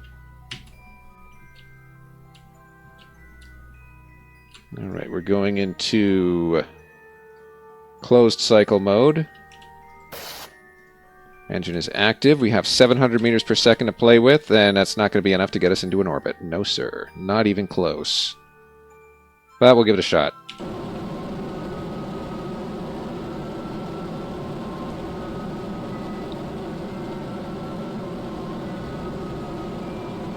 Nah, doesn't look like it. I tell you what we need. Let's go back to assembly. I got an idea. Alright, so take this off, and we'll take this off. But instead, what is this guy's specific impulse in atmosphere? 295? That's not bad. Actually, it's not good. Yeah, 846, that's nothing. How heavy is this thing, by the way? 4 tons. This guy's only 2. No wonder this guy goes so better. You just need... What we need is additional fuel, though. I don't think that's asking too much. Should be able to get more fuel somehow. There, we're just literally adding these rings to the outside now. Then we'll bring this guy up. So now it's estimating 7,000. I don't think it's going to get 7,000. Let's try it again.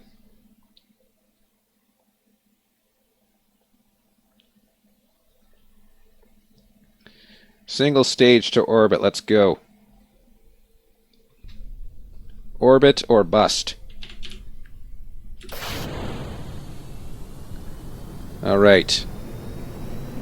We have positive climb rate. Just barely, though. This is not climbing nearly as fast as the other one was.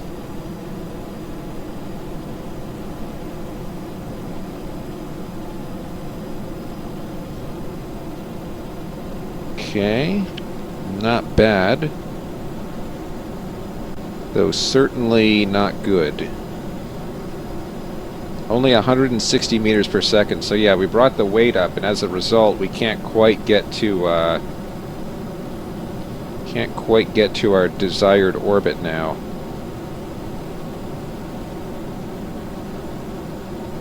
And it's starting to struggle. Yeah, this one's not even going to get out of atmosphere, it looks like. It'll be lucky if it does.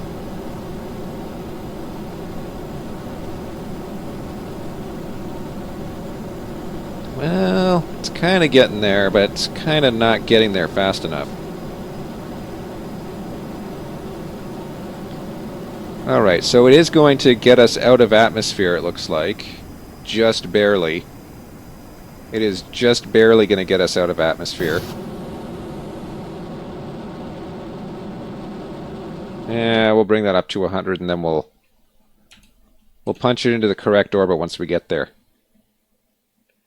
Yeah, I don't think this is this doesn't look very much like it's going to get us the orbit that we wanted.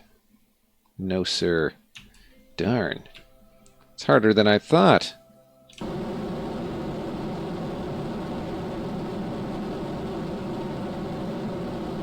This is a fair bit harder than I thought.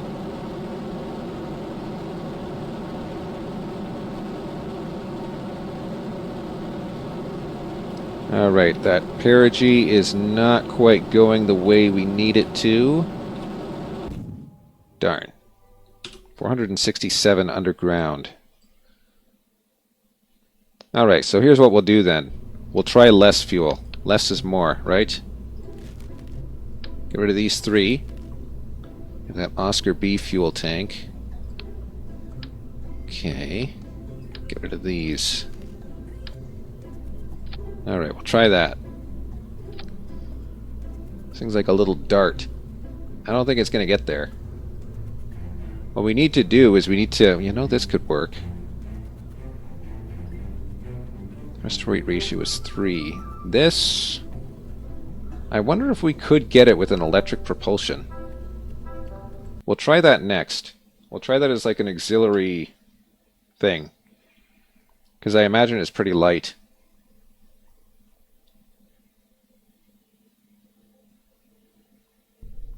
Alright, here we go.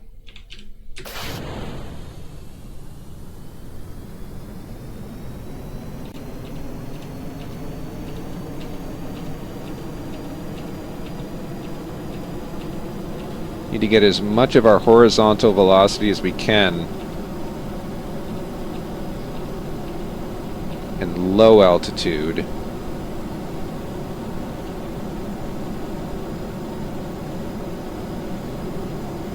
Because that's our most efficient mode of operation. No, we're running out way too quick. We're going to run right out of fuel way too quick here. That's crazy. Yeah, this thing's not getting to orbit, that's for sure.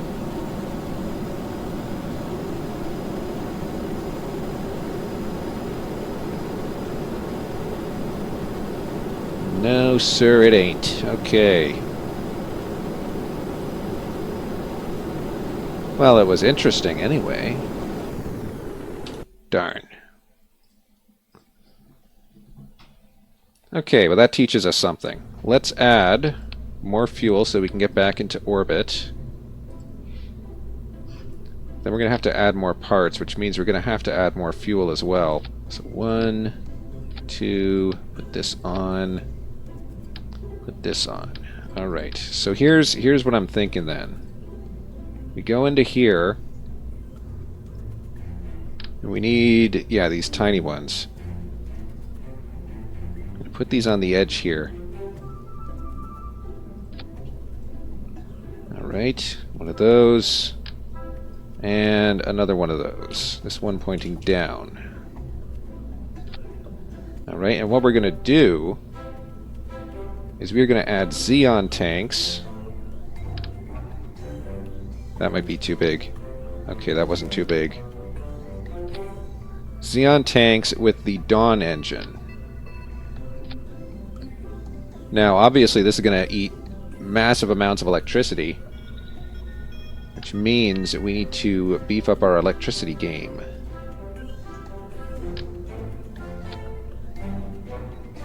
Come on, I want to keep this thing lightweight, though. Yikes. Whoa! These are huge! Way too big. What do we need? I guess we could use these guys. Just get a little CubeSat. Yeah, this could work. Hold on.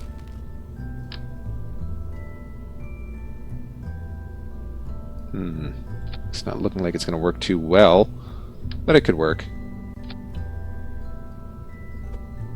Bring this in a little bit, as far as I figure I can, right about there. Alright. Am I crazy? Possibly. I just might be. Alright, in a vacuum this should be okay. You know, we might break up the solar panels. Hopefully not. Hopefully we don't burn them up. But you know what? If we break them, we break them.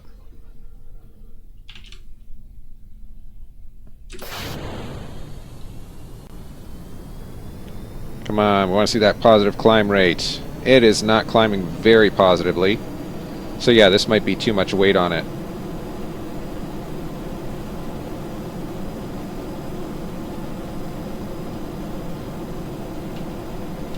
This might be just a little too much weight.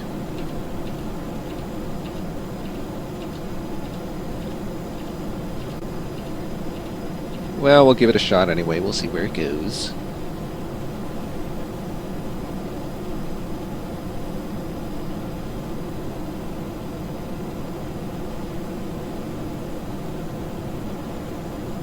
No, it's not accelerating as fast as it needs to. It's not going to get to orbit now.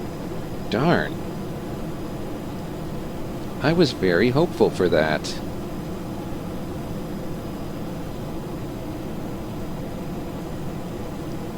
No, we're losing it. We're losing it. Very slowly, but we are losing it. Oh man. Well, I wonder how I'll do that then. I might just have to cut a bunch of fuel out of it and then just rely on those electric propulsion engines to do their trick, do their job.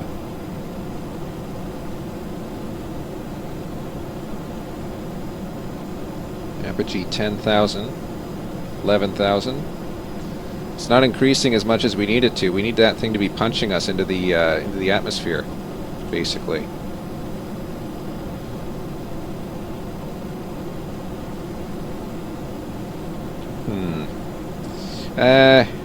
I'm thinking of switching it to the heavy mode.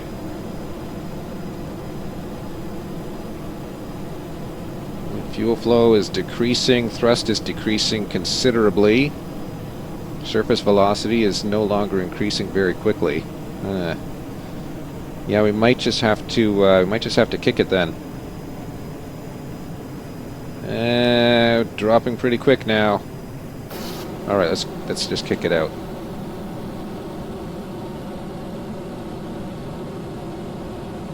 Wow, we need to get into orbit. That's not gonna.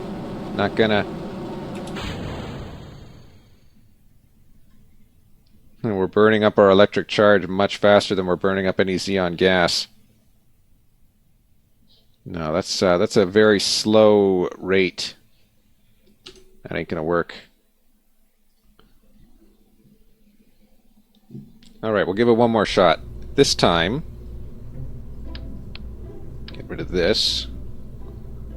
Yeah, we'll get rid of this entirely. This time, here's how it's gonna go. Right? And what we're going to do is we're going to wait until it's daytime. Give this the best possible chance at success. If it's daytime, then we can make use of sunlight as fuel. Can I warp to daytime? Do I have to wait? Warp to sunrise. There we go. All right, here we go. We are good. Alright, let's go. Yeah, it might just be that those new engines are just too heavy.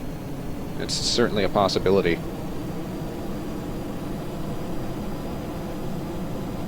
It's not a rapid climb, but it is climbing.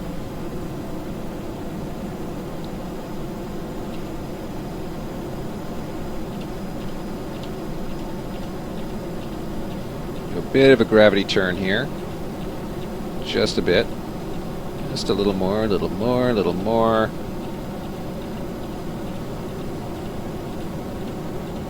I'll be making use of that efficient operation in atmosphere. Alright. Looking good. Not looking good anymore. Losing efficiency. Darn. No, I don't think that's going to work.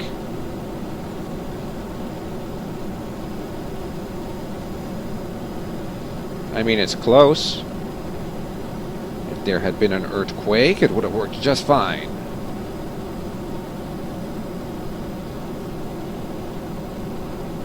No, it's struggling there. It's a struggle in there. No, it's not going to make it.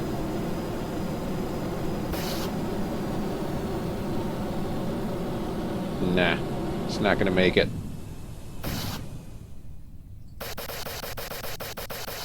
Darn. Huh. Okay, I know I said that was the last try, but this next one is really going to be the last try. Oh man, I gotta pull these off. Hold on. Pull these off. Pull this off. That's just gonna have to stay there. We're gonna do tiny fuel tank, and then big engine. Which one is the best? It's 240. This one, specific impulse 215. Well, this one seems like the best choice for the time.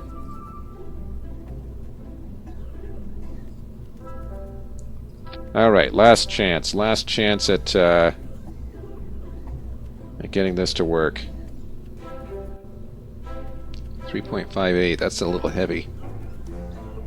1096, it's not even close, dude. It's not even close. Here, we'll increase the fuel count a little bit more. 1300, that's not going to get us there. Okay, last chance on this one. For real this time, I'm out of water, because that means it's going to be the end after this. Once I run out of water, I stop streaming. That's just it. Here we go.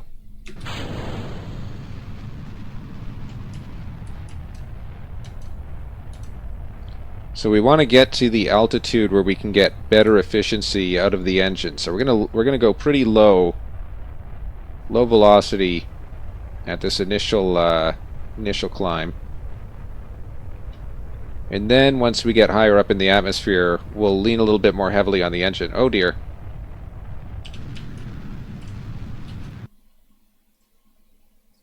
Oh, no, I wanted to revert to launch. Whoops. Okay, we'll try that again. This time we'll give it a little bit more to work with.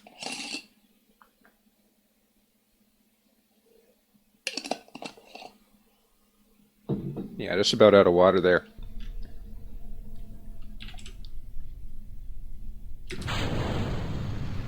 So we'll give it an initial push, and then we'll bring it back. Think this is enough? I don't know. Nope, it's not. Ah. Alright. For real this time, this is going to be the last modification. Take this off. Putting on the vector.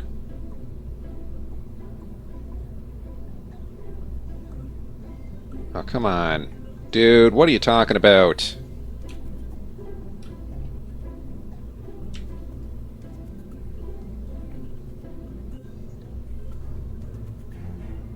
Right there. Come on, click. Perfect.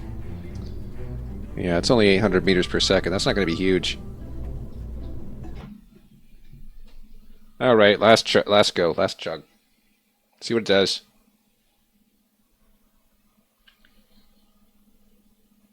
Whether it works or whether it don't, I don't know, but we'll see.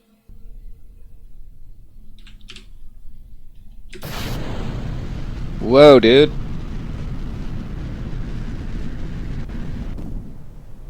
Alright, that did not work at all. Revert to lunch.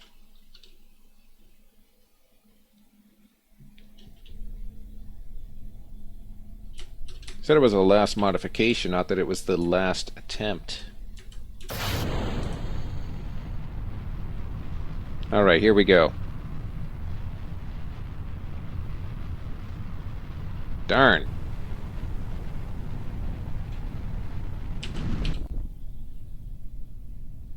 That did not work well. Oh well.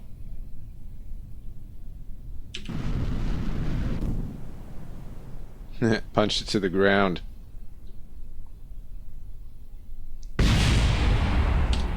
That's what the science building gets. Alright, that's going to be it for this stream. Thanks for everyone who tuned in. Feel free to follow and whatever else. Whatever they're calling it these days. And I don't get paid for this, so don't feel like you have to. Have yourselves a great day.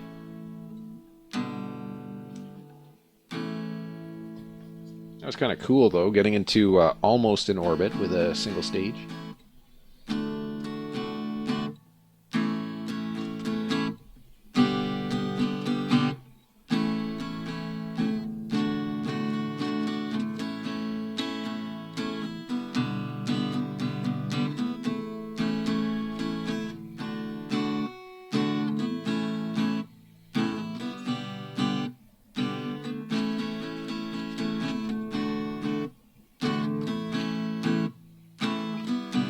I get to see the file size, do I? I have FFmpeg running, it just says file size is not applicable.